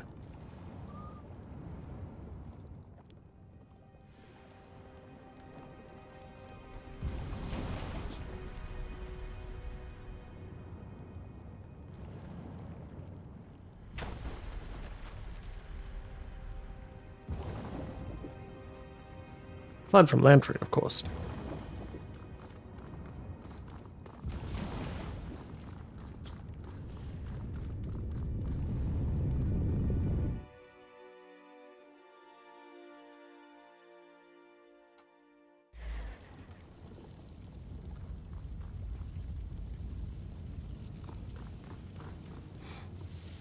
This passageway has been blocked by a magical field. It isn't clear how one might remove it. This is what happens when masters of warding magics compare notes for centuries. Regular doors and boring locks fall out of fashion. I was hoping the Edict of Fire had done us a favor and burnt away all these barriers, but we're not so lucky. There's a sequence to lower the barriers, but as custom and paranoia dictate, the sages use different sequences every day, and I'm guessing whomever set this one up is long gone, likely dead. We need to look for something that might help. I've never encountered a barrier that didn't respond to fire or hard bludgeoning, but I'll take your word for it.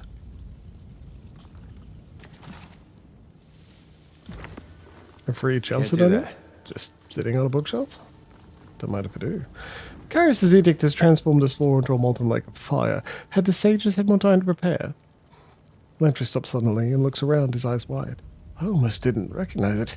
He points southeast down the hall. This is where we made parchment. There used to be dozens of hides stretched out on enormous drying racks, filthy piles of goat hair, vats of rendering fat, quite a busy workshop we had going.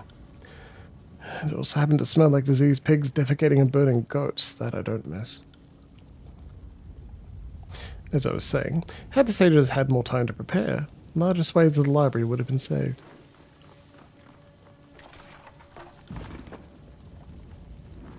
Oh, Sage, what are you doing here? As you approach the bodies at the end of the hall, the sage makes a low squeal of fear and falls over, feigning death. Ah, I'm convinced. Both of these bodies are totally dead. The sage sighs and looks up at you. I wasn't sure that would work.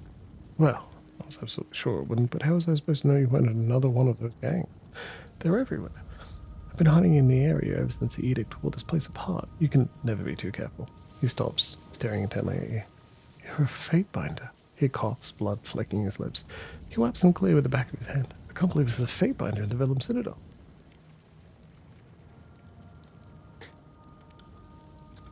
You're the one who declared the edict here. You know, it's because you warned us about what was to come that we were able to cast a spell to preserve the Citadel before the edict could destroy it. I don't know if anyone got to thank you for that. Kind of backfired on us, though. It didn't stop the edict, it just froze everything in place, just as it was being destroyed.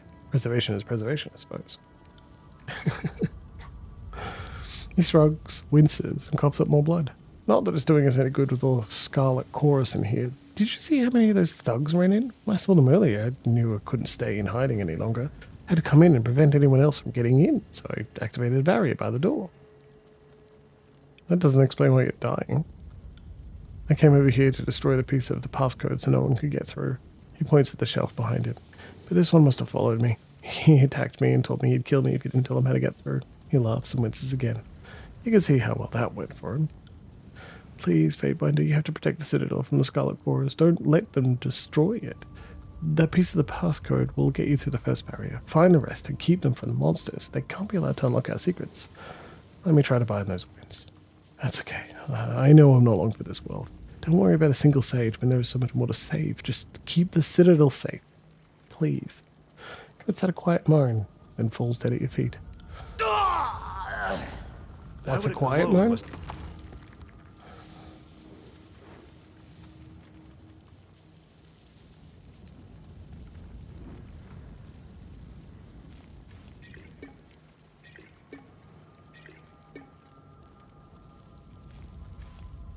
They just want a little bacon snack. It wanted to be seen.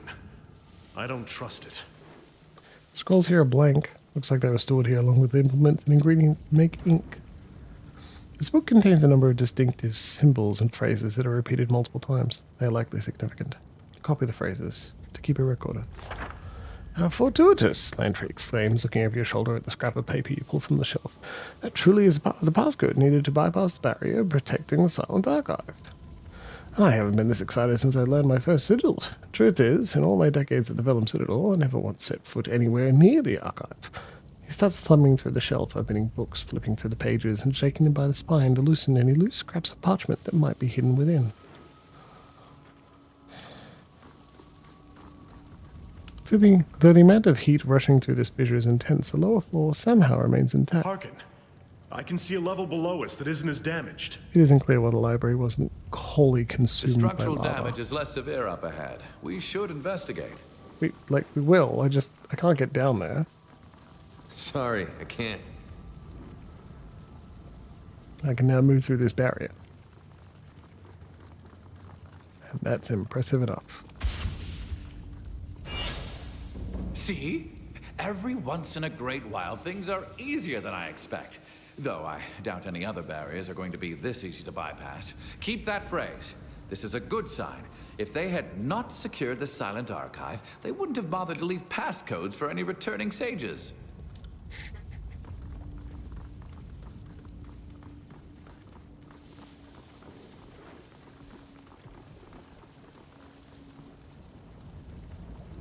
Waves of heat hit you as you lean over to look at the lake of fire on the floor.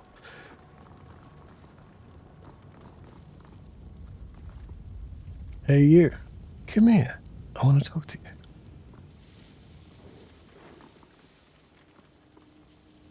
A haggard man stands in the middle of a group, addressing them through clenched teeth. They are lounging in the room, almost completely ignoring him.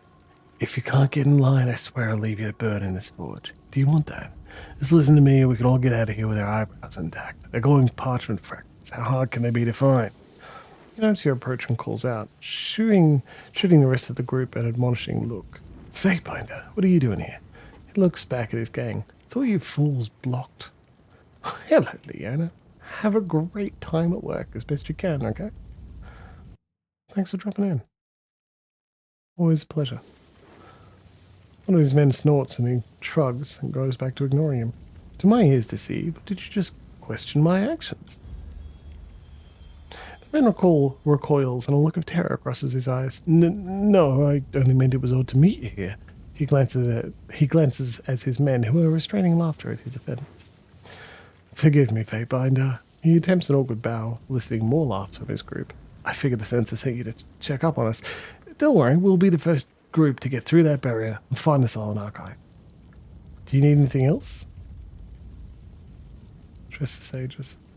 I helped you once and warned you about Kyrus's edict. Help me destroy these fools and you may yet live still. Damn it, Fatebinder, what are you doing? Alston says as he draws his weapon. The sages, bolstered by your words, attack Alston and his group. Yeah, Clash of Irons a good idea. Do that. Now you are going to use our AoE weakening power. Good. That's not the way I wanted you to go around. But fair enough. I will break you! Good. Will do. Keep your... A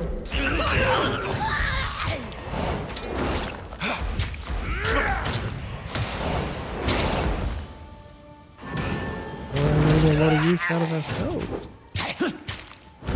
You will fall. Hey, Mr. Sun, you nobody sure saw are that, doing your job today.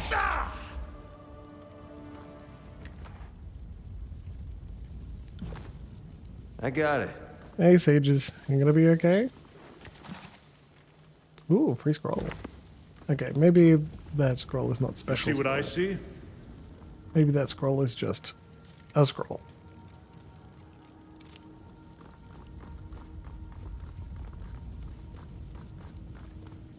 Sorry, I can't. Oh, look, we can investigate further. Gaptooth, there's someone out here. The sire carries all the way out to you. Then tell them to get their asses in here. Get your asses in there. Gaptooth wants to talk to you. Fucking idiots. You probably just push us over, right? Push wall. Use ink wall. This pole's a lever to upend the wall. What if we just push it? Because we're strong enough to. Horde, Bloodhound. The Found something. multiple gangs of the Scarlet Chorus here. Just causing trouble, and we're not sneaking. Climb over. Not sneaking, just breaking in, killing everyone, letting them slowly discover. The sage backs up as you approach, fear in his eyes. Oh, please don't hurt me. He stops when he sees you and drops his hands relieved. You're not chorus members. He looks around, but then nearby, I can hear them. I would leave but to block the exit, and I can't open the barrier without the right key. You're free to go, the way is clear. I can never thank you enough for what you've done for me. Take this, maybe it'll help you. I was unable to finish my research, but maybe you can. He looks around warily. I'll find a way out of here. Oh, library research. We just need to get a library at the spire. That's pretty cool. So, like... Interesting. Whoop. Oh, spacebar is a pause, huh? Love that. Waves... No, it's the waves of heat again.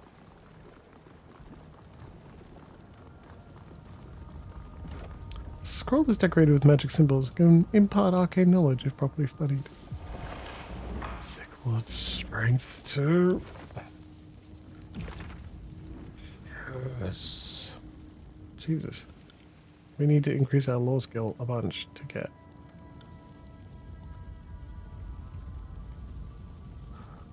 Never mind.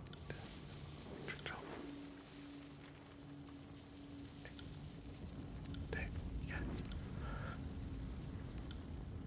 90. Not quite enough yet. Okay, soon.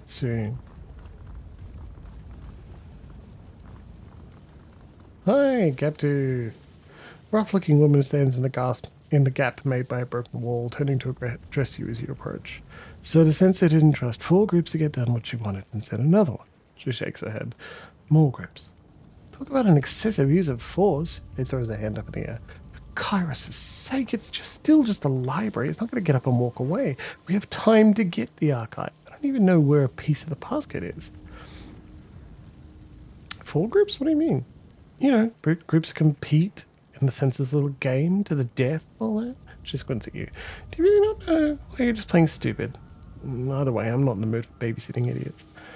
My current problem is Numbly's group down below. They're guarding one of the passcode pieces, and they can be particularly stab happy. I don't want to cross their path of a molten pit nearby, so try and decide what to do. Tell me more about this archive. What do you take me for? Your own personal sage? She holds up a hand and starts counting off facts like a checklist. It's in the library. It's rumored to be incredibly powerful. It's behind an impenetrable barrier. We need to get the passcode to get to it. The sensor is particularly itchy to get our hands on it. Problem is, she sent all of us in to get it, and only one group is allowed to claim they did. And that means a lot of... She puts her hands to her throat and mimes strangling, making a gagging noise. Such is the way of the chorus. I warned you about Karis's edict so you could escape before being destroyed. Help me kill this gang and you'll escape again. As the sages look with determination to each other and back to you, Tooth's eyes fill with fury and rage. You worthless ink suckers will burn along with the fate binder. Kill them all. Ooh. So, it looks like no enemies nearby except Tooth, so that worked well. Me in waves. And get out there. Yeah, disengage attack works. Oh shit. Repelling blast. You need to move. You need to move. Thank you.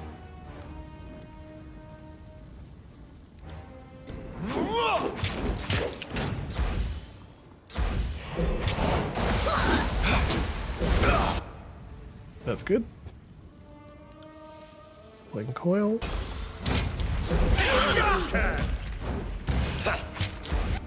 We're going to use the team up ability to heal everyone slightly.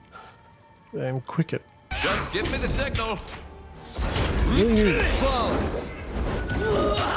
cool.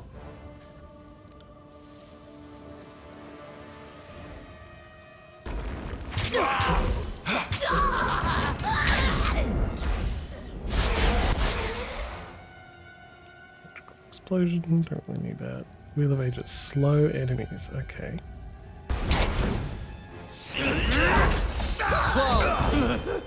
Those team up abilities are powerful, which is good, you want them to be. Great, we'll make it through this one. Probably because the sages are healing us. Maybe exclusively because the mages are healing us. So they help. I collect on the ground. That one rattled me hard.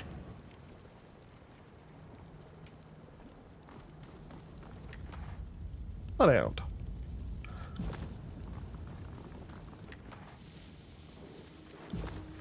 Oh man, one of them died. I was trying to keep them all alive if I could.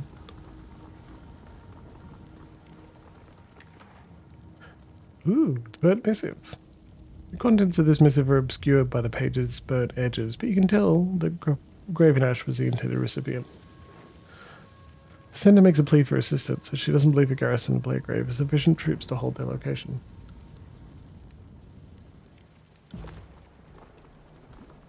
Oh look. Below is a sweeping view of some of the shelves in the main library. A few of them, against any reason. Look at that. It's frozen mid-fall. Oh, we need an art piece like this at the Spire. Remain intact, the scrolls somehow resisting the intense heat. Our home is broken, the school shattered, but many of the preservation magics are still intact. Our handiwork endures. So we do this. Ooh. Numbly. Yes. A large man stands with his back to you, gesticulating wildly at the beastmen around him. He points north, up the stairs at the wall of shelves in the rise.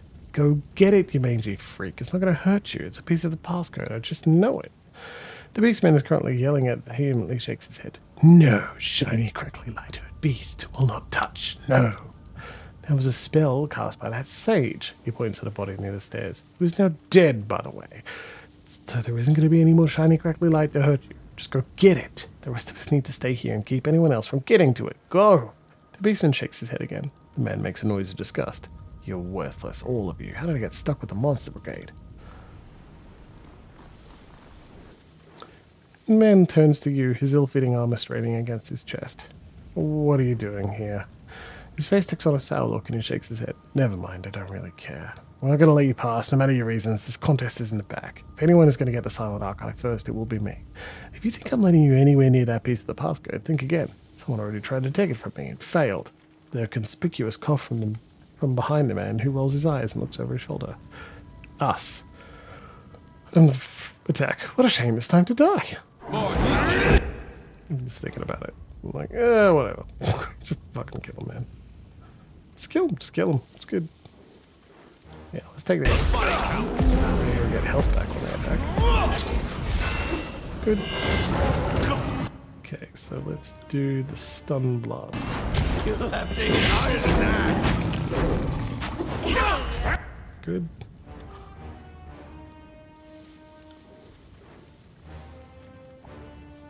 Nobody saw that, right?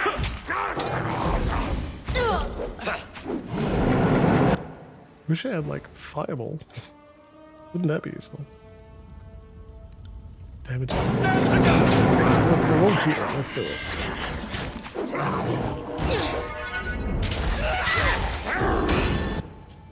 It's not a fireball, but it might work.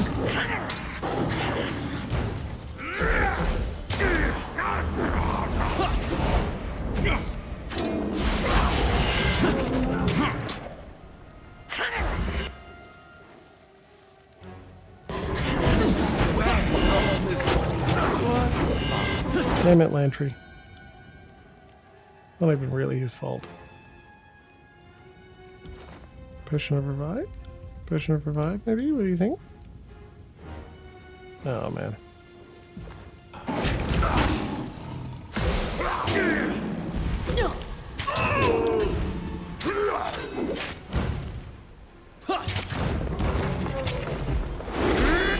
I will aid you. Well, perhaps ridiculously did not expect this fight to be so difficult.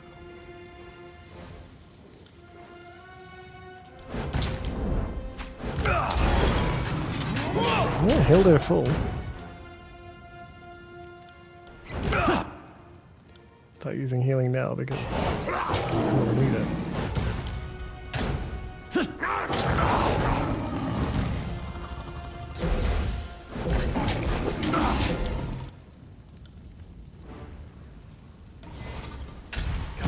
Come on.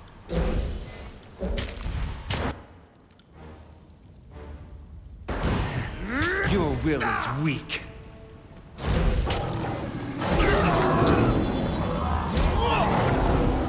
Terrified Barrack? Come on. He's so tough. He's damage, but he's weak. Terrible at this. How So heavy. Barrack, buddy. I got it. He's not gonna last, is he?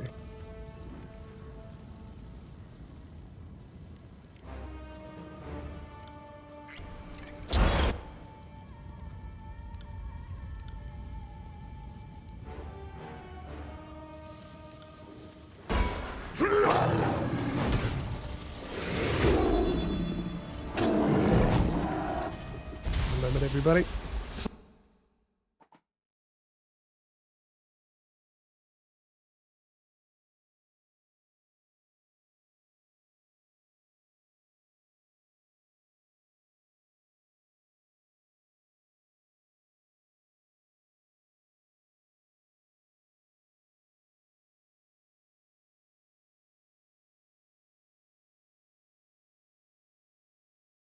Oh, we're back.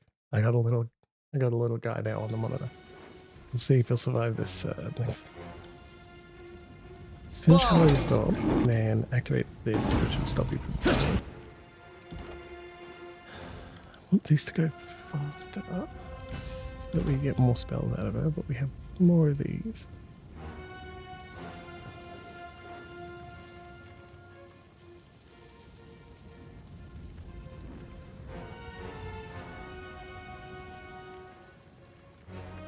Lift a target, leaving them solvent, force damage.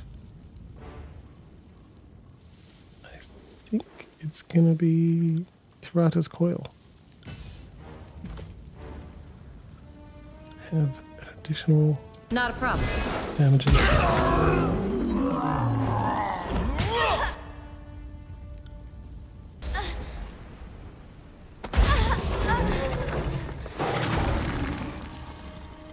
Back here. I love love that you gave me 3 disengage attacks for no reason. That's fantastic. Thank you.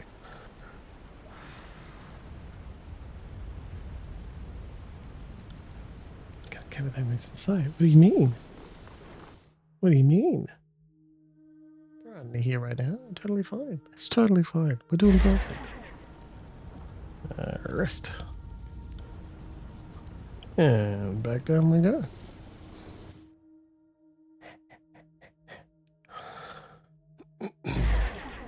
They're also no longer wounded, which was the main reason to do that. Scarlet Horse, Sage's robes. Oh. Alright. Good work, everybody. A river of lava flows freely around an island made of huge cracked piece of the floor. The destruction seems more widespread here. Crackly, hurty light. Bloodshed to spine. Tempered control emotions. Legal? Sure, I'll take it. Bloodshed to stuff. Fragment blood tenders. Oh, spare parts. Tend to control emotions. Do you cast anything with control emotions? Atrophy. Lightning. Atrophy. Illusions. So no. I don't think Lantry does either, but he doesn't have any other. So why not?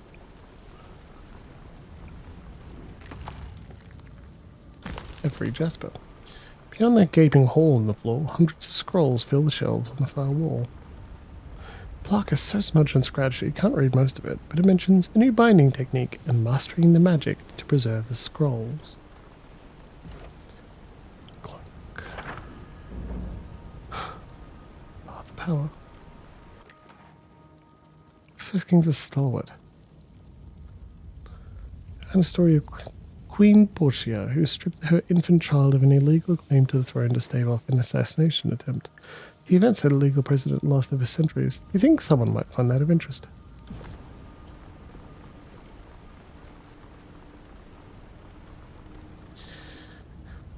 Tough decision. I think it's probably a good idea. Again, I don't exactly value power. I got it. So much. I'm more of a wood research magic symbol. Cool. Would quite seriously Can't do that. consider it a gift to remove potential power. A sage. So you approach the edge of the rolling lake of lava. You see a head break the surface. The man lets out a piercing scream and sinks below again. Moments later he pops up a little farther this time and floats in the lava, eyes glazed. His shirt is torn, you see elaborate tattoos on his chest as he sinks, yet again. Oh, that can't be. Lantry's eyes widen and his jaw drops. Comfortable. I can't even believe it works. Though his eyes remain fixed on the man in the lava, Lantry's hands instinctively begin to sketch a scene on parchment. A sigil on his chest, it's actually working. Wait till he resurfaces and cut the symbol from his chest. It's tyranny, baby. We have evil options. Do you know this fellow? One of the newest scribes. Not sure rightly, no. Perhaps it's for the best. Hard enough to see him in that state. Can't imagine someone I care about in that sort of misery.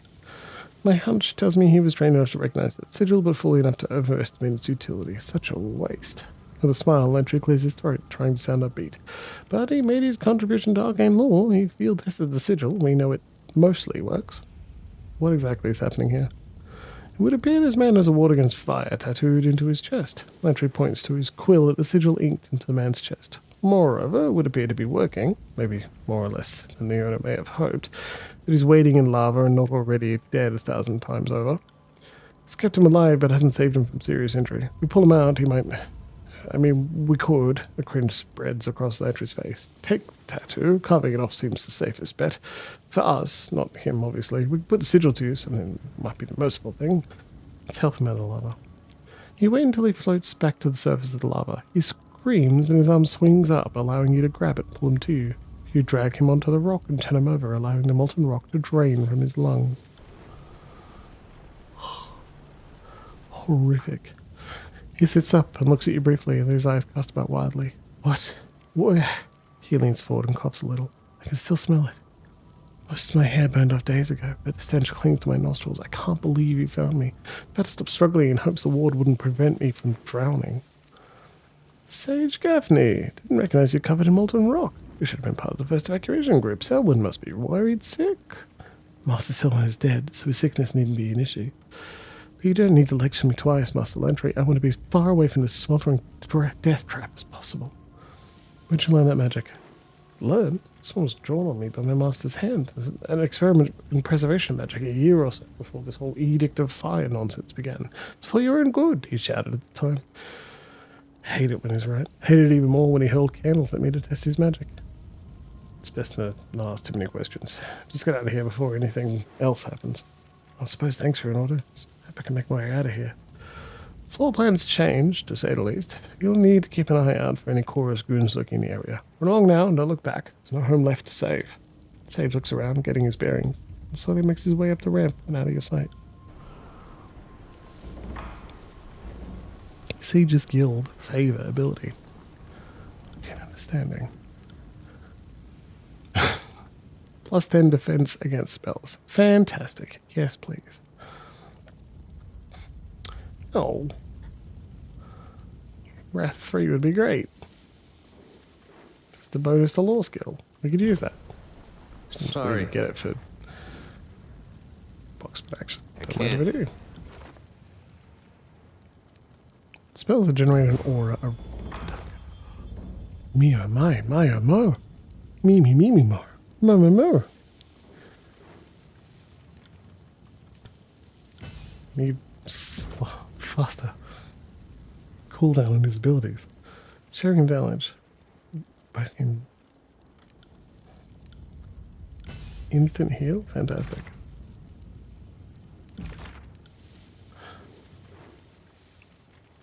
Plus 80. Sexual frost. I didn't even know we had that. Because I'm not paying attention. Healing aura. We can't do it yet. My armor feels lighter.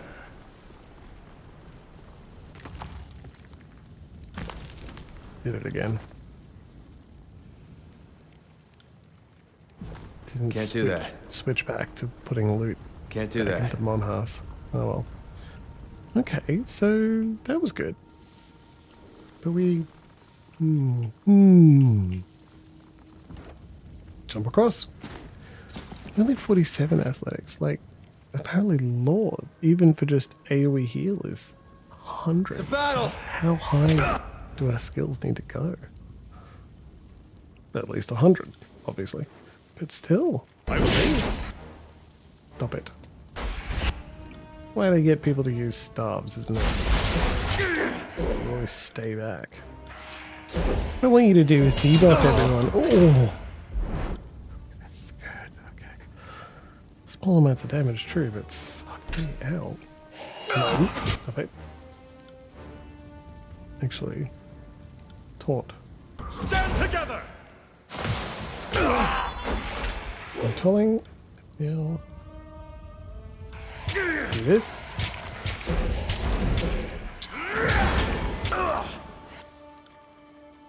On it.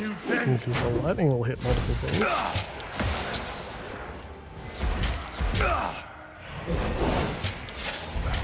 That one rattled me hard. You'll be Are okay. you afraid of death, worm? Flash of iron. Good. Take the quicken. Still heal for everyone.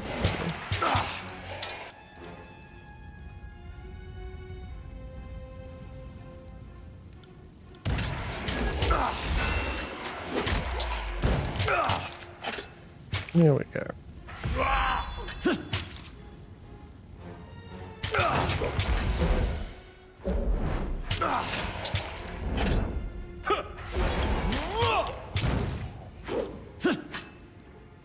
I should be using a staff. 33 as opposed to 59.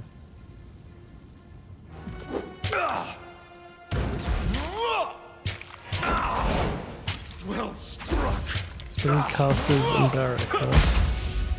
Yeah, it makes sense. It's just that explosion is pretty good. On it. Ooh, free scroll. Super scroll. That was bad. That's all. Did anyone else expect better loot? So we had to succeed a check and a fight? No? Betrayed. Betrayal. Perfidy. Perfidy.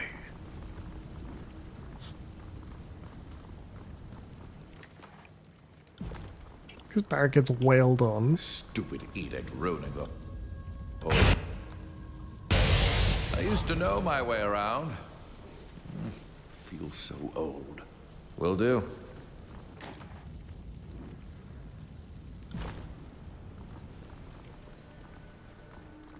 Stepped on a trap because I selected a different person while I was trying to tell them to go away and don't step on the trap. Feel like Lantry. Why are you so easy to spot? What are you doing? Send me That'll do. Unstealth. your champion! Okay, get in there.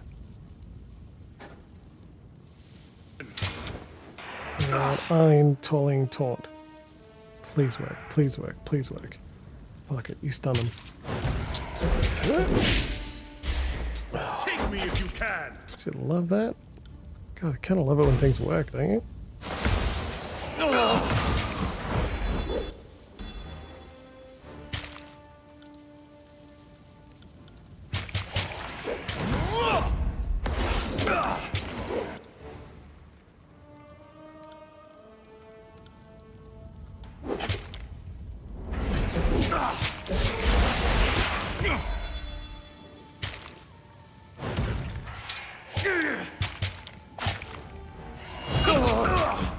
A new dent!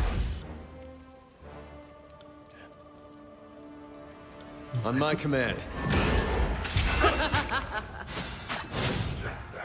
Everyone to get some healing back when they attack.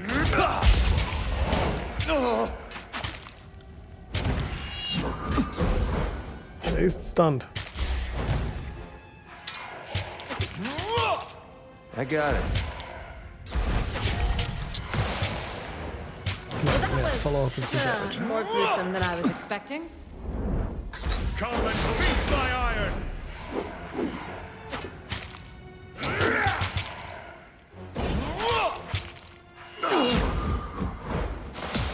Grovel before me!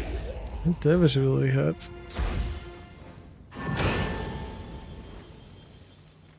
Congrats on the level up, buddy. Yes, I don't think so. 19. Affliction duration, turns. Could probably make him not explode and die when he just gets looked at in combat. That might help too. Attack and ability strength. Attack and ability strength.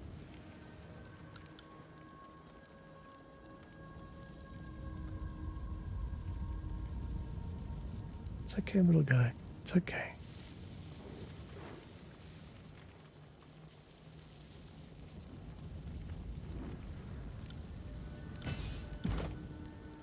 I'll be there for you, little guy. If you need me to come get you, I will.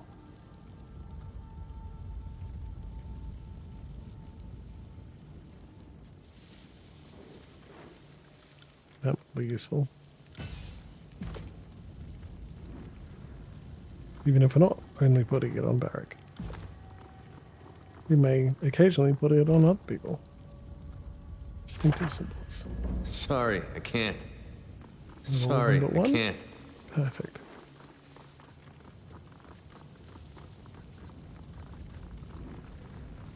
A little wiggly worm.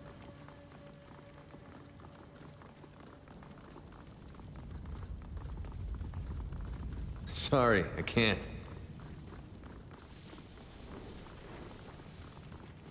Can't do that. Up we go.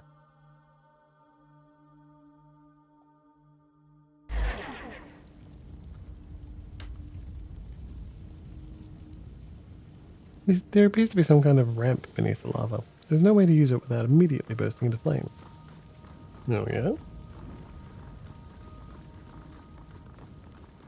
What if I stole someone's tattoo out of their chest? Bone Whittler.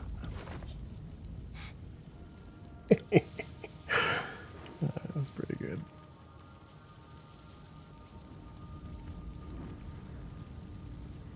Sorry, I can't. I think you can. I think you'll be alright. I should...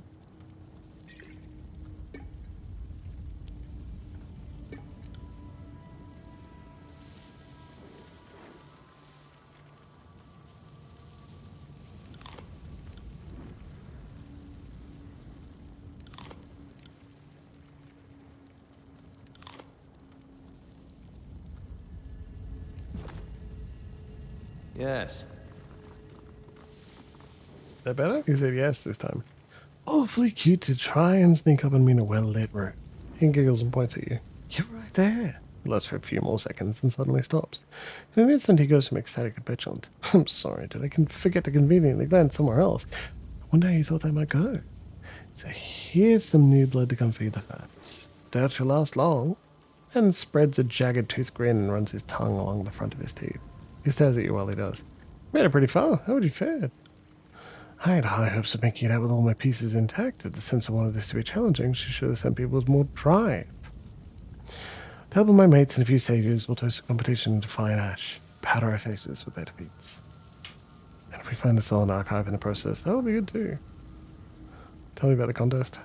Honestly, the only important part of this contest is that only one group is going to make it out alive, and I get to have fun dismantling every other group.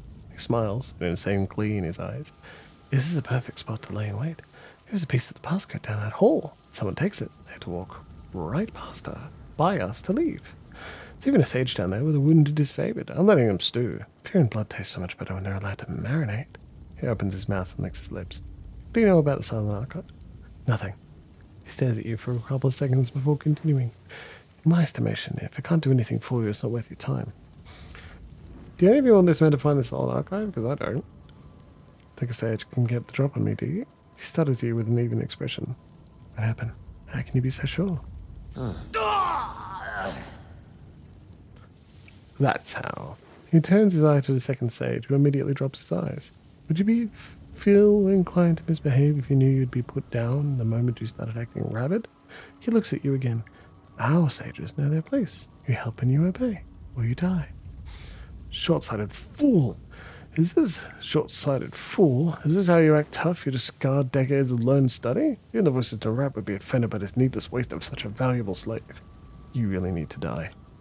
Cutting right to the chase, that any of the foreplay. A man after my own heart. Another. You're missing out.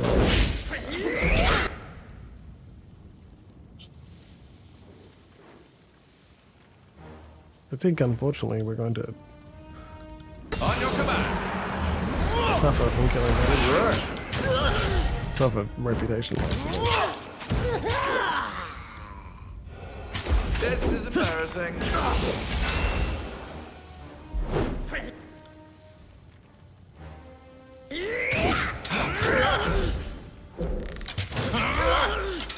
Right. Scroll bash.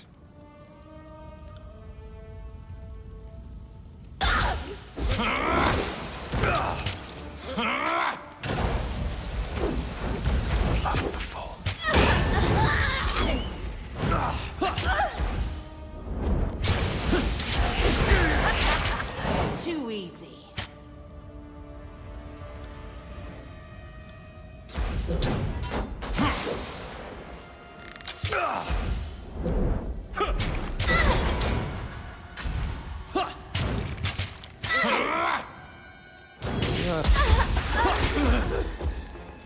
Alright. Take that from the record. You mind? Hey look, you're gonna get rezzed. Thanks, Lantry. He wasn't the first to die this time. And that means we have to use the res. This is useless. Should try something else. Harsh words would cause more harm than this useless weapon. Oh, this weapon is like nipples on men. Afraid of death, worm.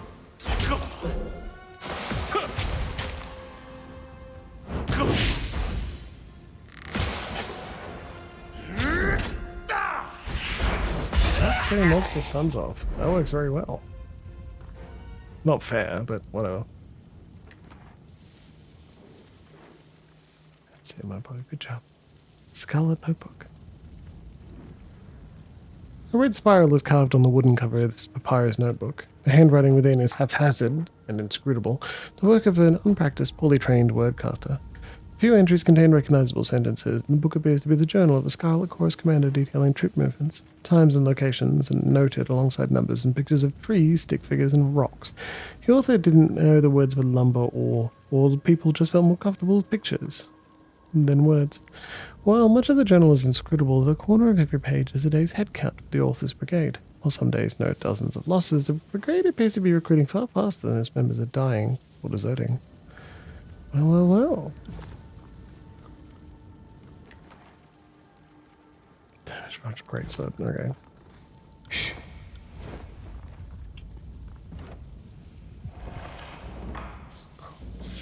Sigil is sick like cool. Jesus God. It's cool. We also don't have the first level of that one, which Found is something. also funny. What did you find, Matt? Unravel this game. Fuck. That's perfect.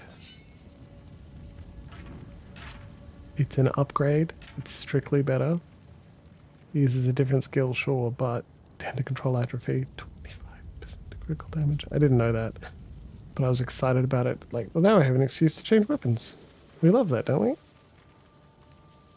We have On it. no one in melee except Barrack.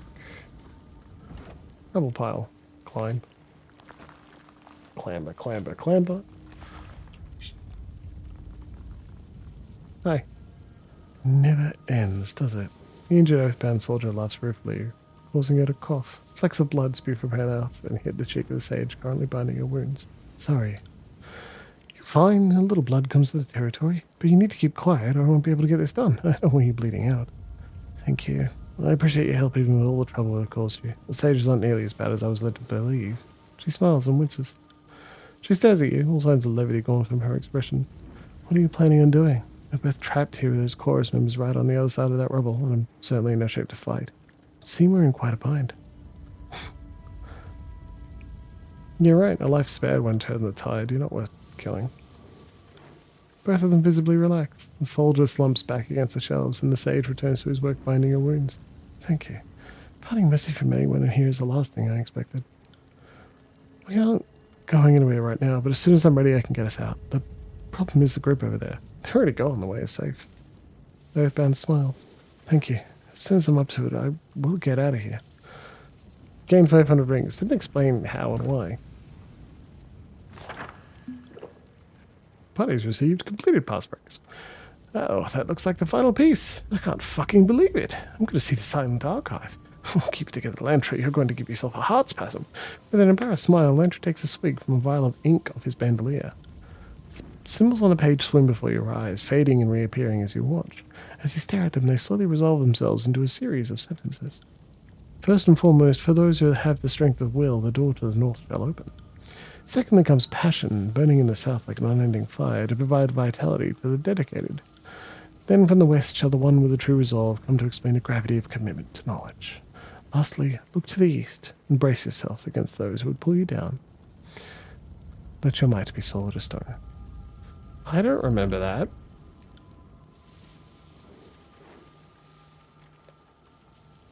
Sorry, I can't. So, like, I'm glad that it's Right. got it all in the chat log, but I also don't know how to work it out. Seems complicated. Sorry, I very can't. silly. But can't remember to do it this time. This is where we'd socialize. And by that, I mean we'd drink till we forgot geometry. Oh. Everyone's got ideas.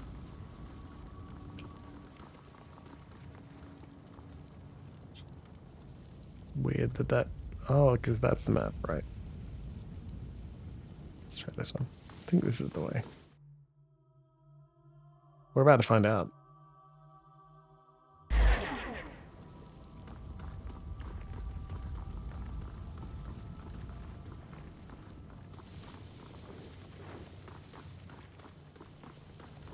Found something. Powerful warding magic keeps this place intact.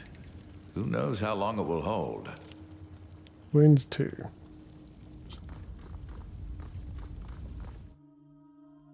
Up, rest, down.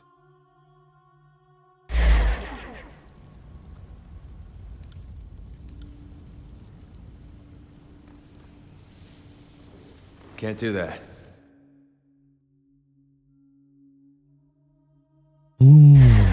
Okay, ready?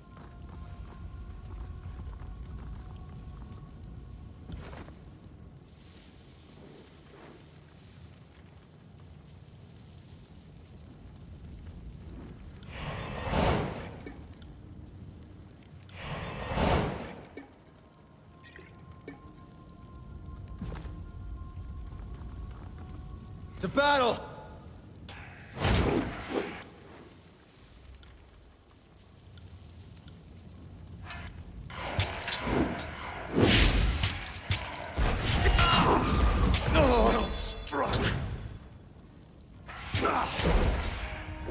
Keep that taunt on, buddy.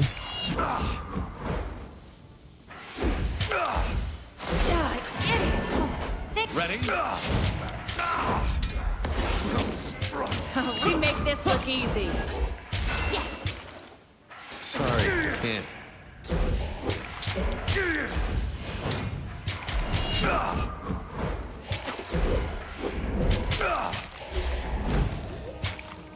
That's the crit. They're not dealing much damage to the barrack, which is the point. We love that. Wait! I did that? Nice!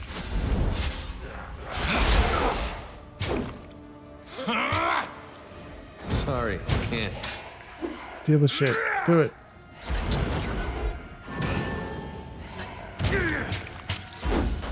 Sorry, I can't. Yeah, idiot! What was Okay, cool. We got it.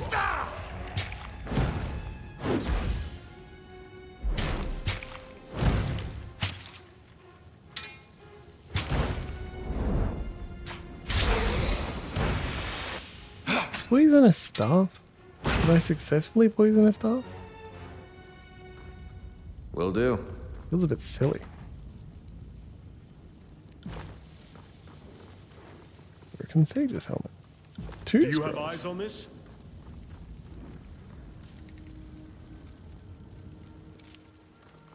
Nice.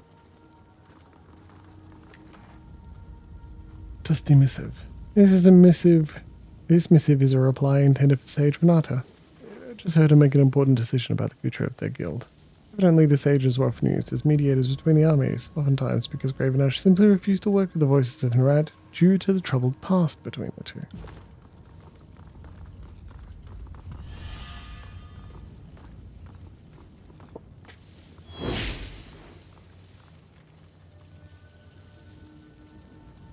I think it's all there in the poem. Activate the runes in the descending order. Yeah, chat log. Chat log.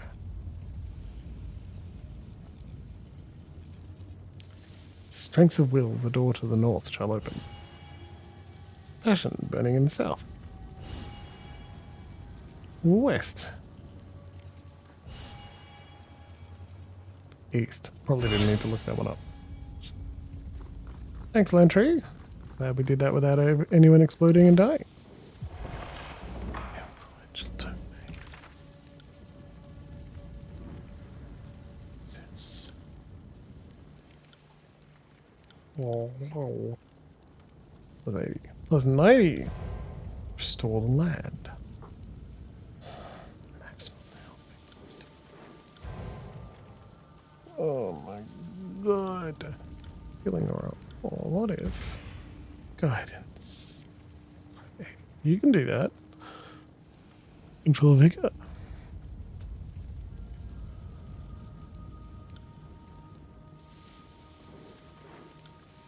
Do that. You can buff things Search of Glory. Bonus to resolve and damage dealt. Sweet. Strong. Range. Slightly less range. There you go, Lantry. You deserve it. Grats, buddy! Fuck, I should probably... Whoa, I probably should have made, like, lightning and water spells for you, shouldn't I? Wait, what are your other... Force? Yeah, other one's force, right?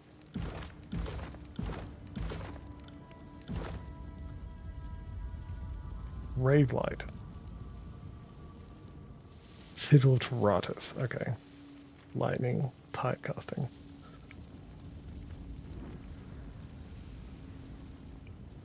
Lightning then. Lightning, frost, illusion, figure. Because we don't have grave light. Don't have water. So it's just frost for you. There's a grasp.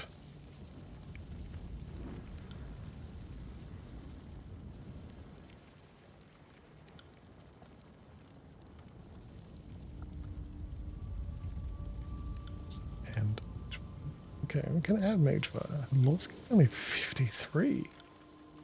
What the hell, man?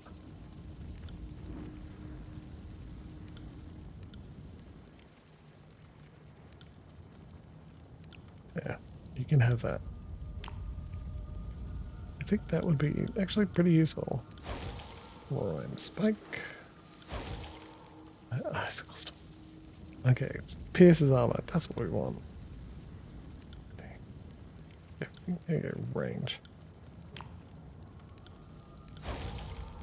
Oh, the ground. That's just not going to work. Okay, cool. That'll do. Actually, can continue to debuff. This room is mysteriously untouched by the destruction that ripped the rest of the library apart. Scrolls are completely undisturbed on the intact shelving.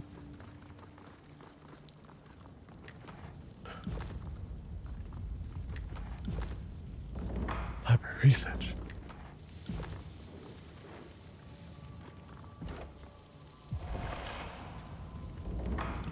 Timeless Form 2.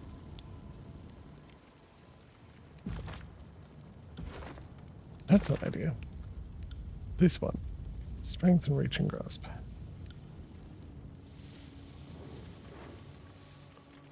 $95. Well, we'll get there.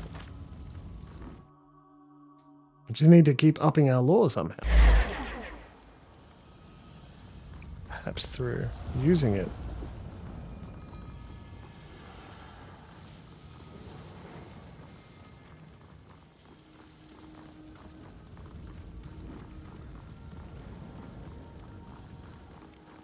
Sorry, I can't. I'm gonna do it, Lantry. I'm gonna manage to just leave. I think I needed to take Ebb here. Her ability to use some water magic isn't exactly helping us lots, is it? Sick. Whatever that is, I want it. And we'll talk to, then we get to talk to Blade and Mark.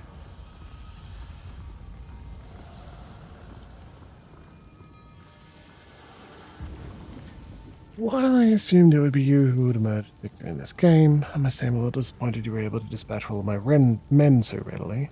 Fear of death is a great motivator, but causing death seems to motivate you a little more. Guess I have to show a more discerning eye in my recording. Your string of successes ends here. Your body will join with those of the sages on the altar. It's rather amusing if you think about it. I may have stopped the building from collapsing, but they couldn't stop the edict. Or the Scarlet Chorus. All they did was sacrifice themselves for a scrap of parchment that they're going to lose anyway. Funny, when you ran away crying, I figured you were just scared of me. Don't confuse caution with cowardice, Fatebinder. It's easy to assess an opponent when you know what he's capable of. You seem quite capable. I think you'll find me to be as well. You will not have the Silent Archive. And while I thank you for your help opening up the passage and finding the Silent Archive, you are no longer of any use to me. It's time to end this. Yeah, alright. Here we talk, please. Please work. Come and face my iron! Very good.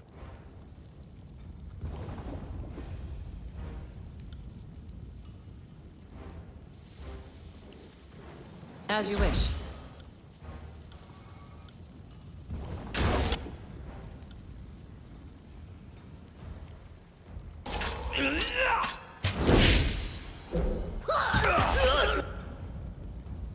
See that? I liked how that worked. That was good. Weapon is entirely worthless. What are you doing? Do this. Await my signal. Flawless.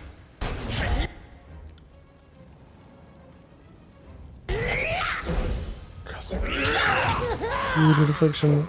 All free beneficial effects. Like, that's good. I got it.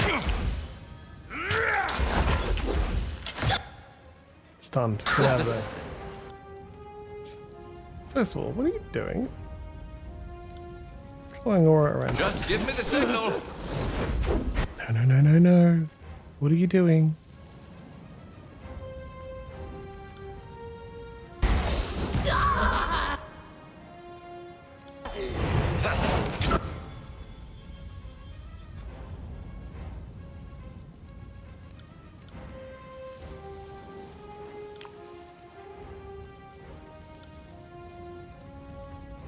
I'm not built for that. I can't. Are you a Well, we tried. We make this look easy.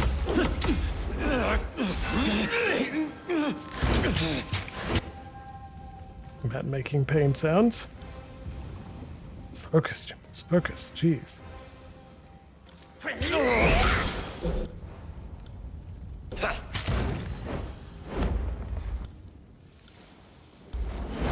Dude, like, why are you not using this fucking spell? Come on.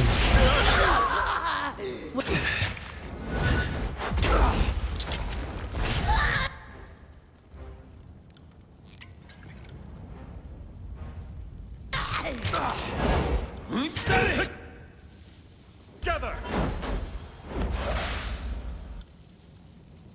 Good. Corrode some armor, I think, maybe. Everything we can. Take me if you can. My armor is dented. Archon. Fuck.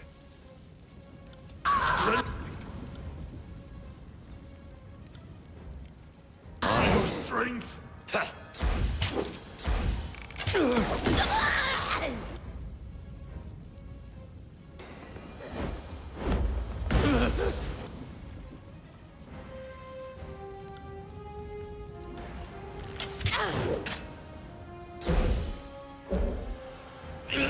Rooted? I got it.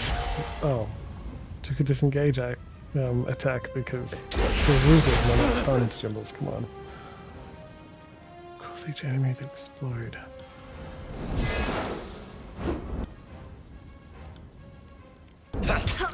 You have to slight. Better than that. Very fucking tough fight. So like, okay, let's. I got it.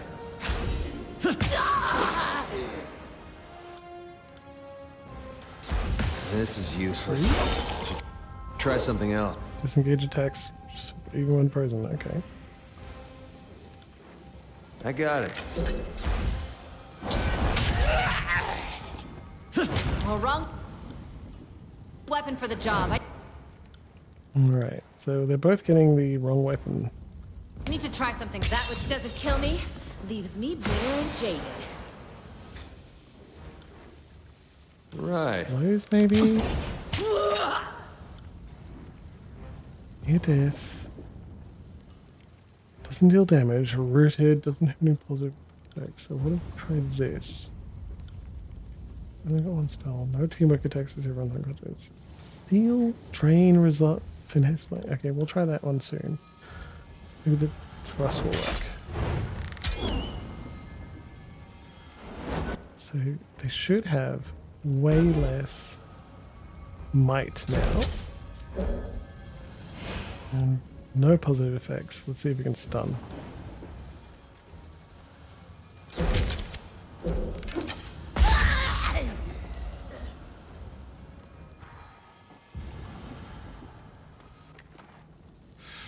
It's not an easy one, that's for sure. Crimson Great Spear. Senses grip. Charred kindling. Armor stolen or burning. Okay, cool. These cups are blackened from attempts to read smoldering manuscripts from the burning library. Right. Plus 10 fire armor. That's could be worse. Cool. Skull furry boots. They're strictly better. Congrats on your upgrades.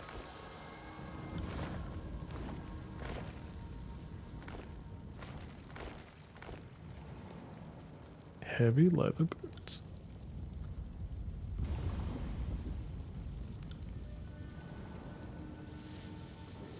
This is... What? Yeah, okay. A little more recovery time, but still worth it. Will do. If it wasn't for that level up, we wouldn't have made it, that's for sure. Oh, God, we can do it.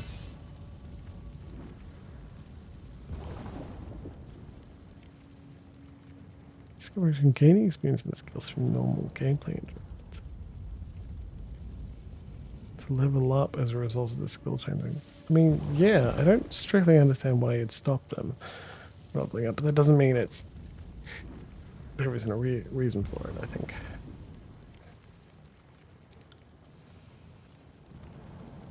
Spell slots, what do you think?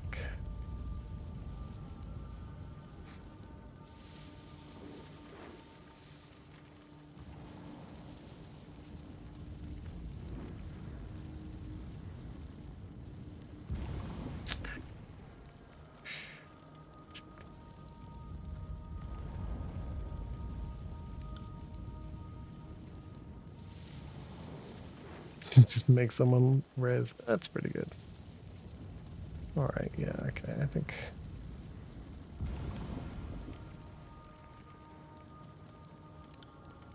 Congrats everybody, you get a bunch more spell slots. Time to lighten my step.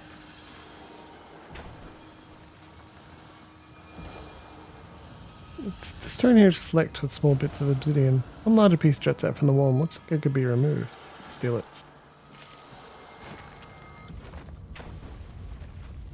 Why did I do that?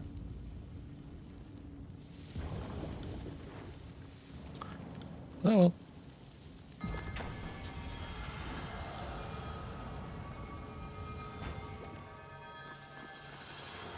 Oh, very wounded. Stuff powers. Shock. Renown? The fuck is this? Control lightning, magic stuff. Dramatically slow enemies. Clone staff bears the mark of sages and was wielded by the hierarch of the Vellum Citadel before the Edict of Fire destroyed their ancient library fortress. The staff has passed down unknowable numbers of hands over the centuries, and tradition dictated that every owner imbued with an expression of their magical aptitude. Runes encircle the length of the staff, each in a different style, some describing the names of dead archons and other fragments of inscrutable poetry, all intended to unlock some hidden potential. The staff's current aspect is that of its previous owner, Hierarch Jespers, who is an accomplished illusionist and trickster. The staff has served different purposes through its long career, was often employed to preserve old documents or repair sections of the Citadel. Dark stains around the haft tell of a time where it was dipped in vats of ink, a doomed effort to replicate the magic behind the bottomless cistern of ink, known as the Everwell. Sick. Massive graze and hit deflection. Okay, well.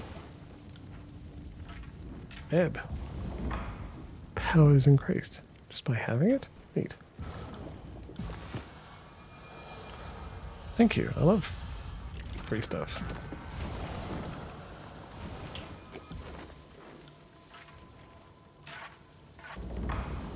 Reputation ability.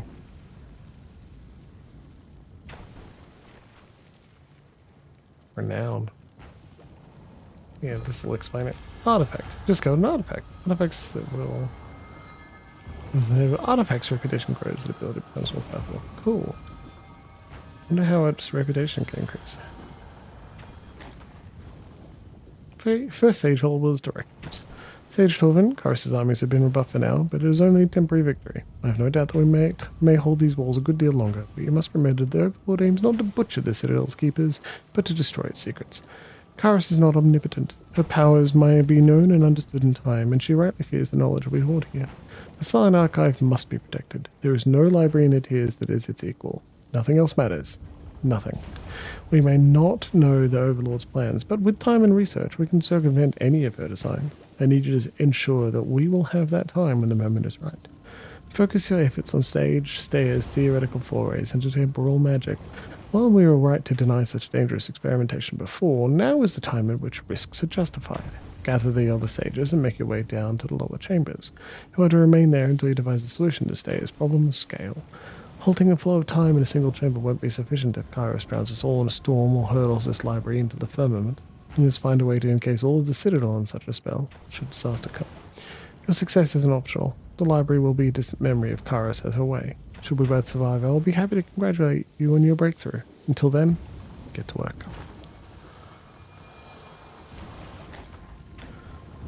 Sage Torvin's notes. Okay, I think I'm running out of steam, so I'm not going to read that out loud. Let's finish this. This altar sits in the middle of a lake of lava encircled by ritual braziers. The bodies of the sages who gave their lives to stop the library's collapse littered around the central pedestal. Silent Archive. Move the scroll and replace it with one of your artifacts to keep the protective magic cementing. We'll examine it. A nimbus of magical energy surrounds the scroll, which levitates above the central platform. You see characters on the parchment, but they seem to shift from one language to the next. Amazing. I had suspected there was more to the Silent Archive than a simple vault. Extraordinary. This scroll must represent thousands of scholarly works. The motion of the characters on the scroll's surface slows as you approach, seemingly in response to your presence. We examine the magical aura surrounding the scroll. Waves of energy radiate out from the scroll, billowing up towards the ceiling and fanning out to encompass the cavernous chamber. It appears that the Silent Archive is an active participant in some sort of ongoing spell, one that is likely keeping the burning library standing. Removing the scroll would assuredly have disastrous effects upon the active spell. Analyze active spell. Then this must be the time stasis spell referenced in the Sage Arwell's letter. Judging by the bodies arrayed around the Silent Archive, the mages appear to have been successful in their attempts to halt the destruction of Kairos' edict, though they did not survive the process. Read the scroll. Parchment's surface is impossible to read, ever shifting and convoluted. You see characters from Old Verdant, written over calligraphy of the Northern Empire, which transforms into words used by the nomadic tribes of ancient Azur, and then again into phrases of the common tongue of the Tiers. It is as if every word ever written or uttered clashes on the scroll. What are you? As you utter the question, the scroll's surface is suddenly wiped clear. After a moment, words begin to form on the page. Indeed, the Silent Archive is meant to be the final source of knowledge. Every text we have magically transcribed bubbles beneath its surface, waiting to be called forth. First Scribe Gaynor, Sage Archibald Methodologies, Volume 8. Fatebinder, should this be true, the Silent Archive would be worth more than some of the old realms. The passage fades away, only to be replaced by another. The Silent Archive is the 100-year endeavor of the School of Quill and Ink. As one of its creators and guardians, I have ensured that its knowledge may only be accessed by sages of my order, and those specifically charged with such a weighty responsibility. The Silent Archive is, thus, a glittering jewel that only a few may see.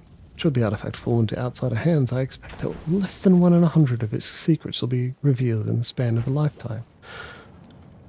In the blink of an eye, the scroll's text disappears, only to be replaced with a chaotic swirl of overlapping letters and words. It refuses to respond to any further questions. Deconstruct the spell's focus. Leote's experiments with the foci clearly paid off. The spell protecting the burning library is operating on a massive scale. Its chaotic energy is currently stabilized by the Silent Archive itself. Its underlying mechanism is familiar to you. It seems likely that any artifact of sufficient power could serve as the spell's focus. Should the need arise, you believe you could swap the Silent Archive for another item of power without disrupting the ongoing temple magic. Touch it. You reach out to touch the scroll, but as soon as your hand passes through the cloud encasing it, a violent tremor erupts in the hall. The shaking continues for a few seconds and then vanishes. I would proceed cautiously, Fatebinder. Not even these ruins should remain standing after Kairos' edict. I suspect the sages used the Silent Archive in some way to stave off destruction. Leave. Quick save. Take it. Drink. Slow down, it's a load bang scroll, move it and the preservation magic will fizzle. Take it. Drink. What's the worst that can happen, right? was afraid that would happen. Yeah, lava. It happens. Come on, let's skedaddle.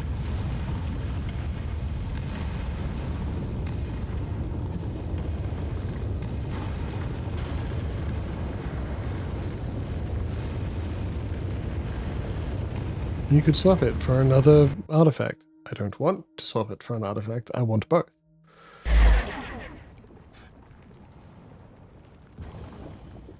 For a moment, I wasn't certain that I could run fast enough to escape in time. We seem to have emerged intact, though I wonder if the edict has fared as well. The air surrounding you begins to thin. The smell of embers begins to diminish. The clouds of smoke slowly, revealing the sky beyond them. Did I just end another edict?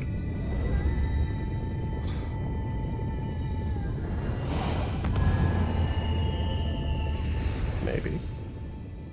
You feel a powerful pulse of warm energy burst from the silent archive. Sound disappears into a deafening silence, your vision blurs, and you are overcome by a dizziness that nearly knocks you off your feet. Then, as quickly as it hits you, the feeling passes.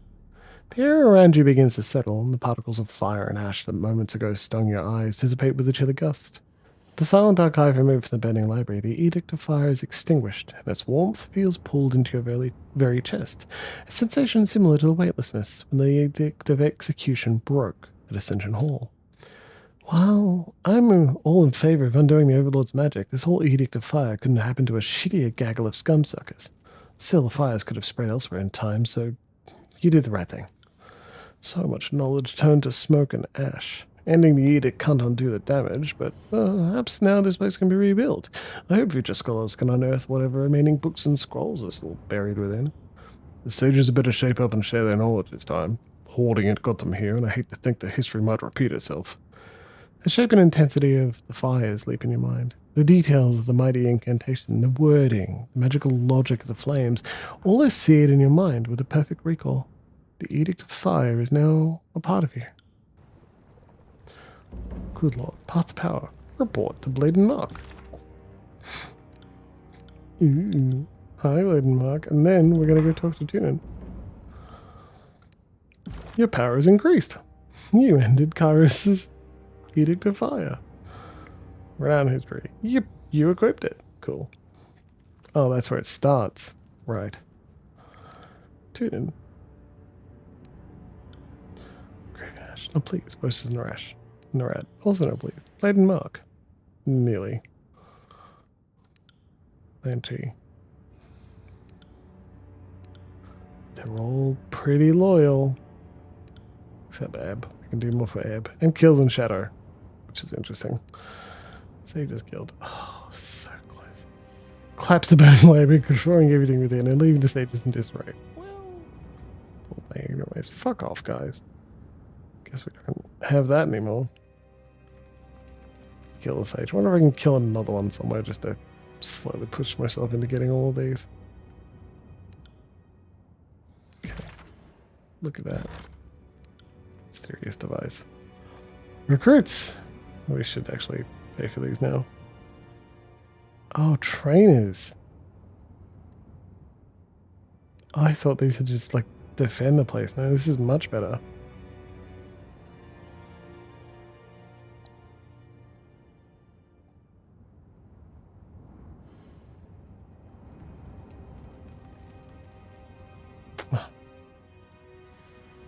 Conquest. Swindler from Bastard City is able to acquire. They're very expensive. Dual parry and dodge.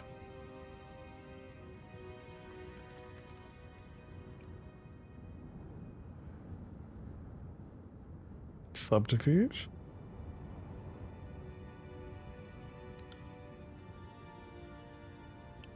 Unique items to sale. Valuable items. Sweet. 2, 3. I've got a spot for one more. One-hit weapons, 2 and weapons, dodge and athletics. Food? No, subterfuge. Done! Look at that. We've got a bunch of people now. Edict.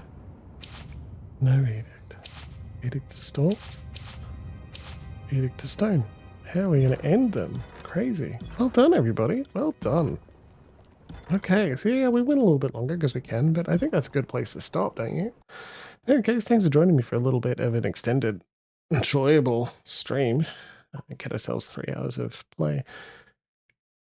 Maybe have a really nice Sunday. But for us Australians, a lot of us have tomorrow off for so-called Australia Day, also known as Invasion Day. And it might be nice just to remember that sovereignty was never ceded and we exist on stolen land.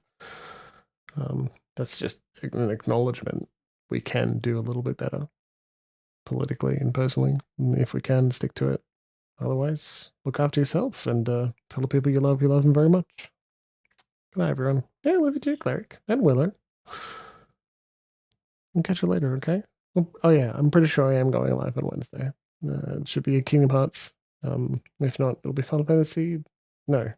Yeah, Final Fantasy 13? Who knows? Haven't decided to say probably. You know.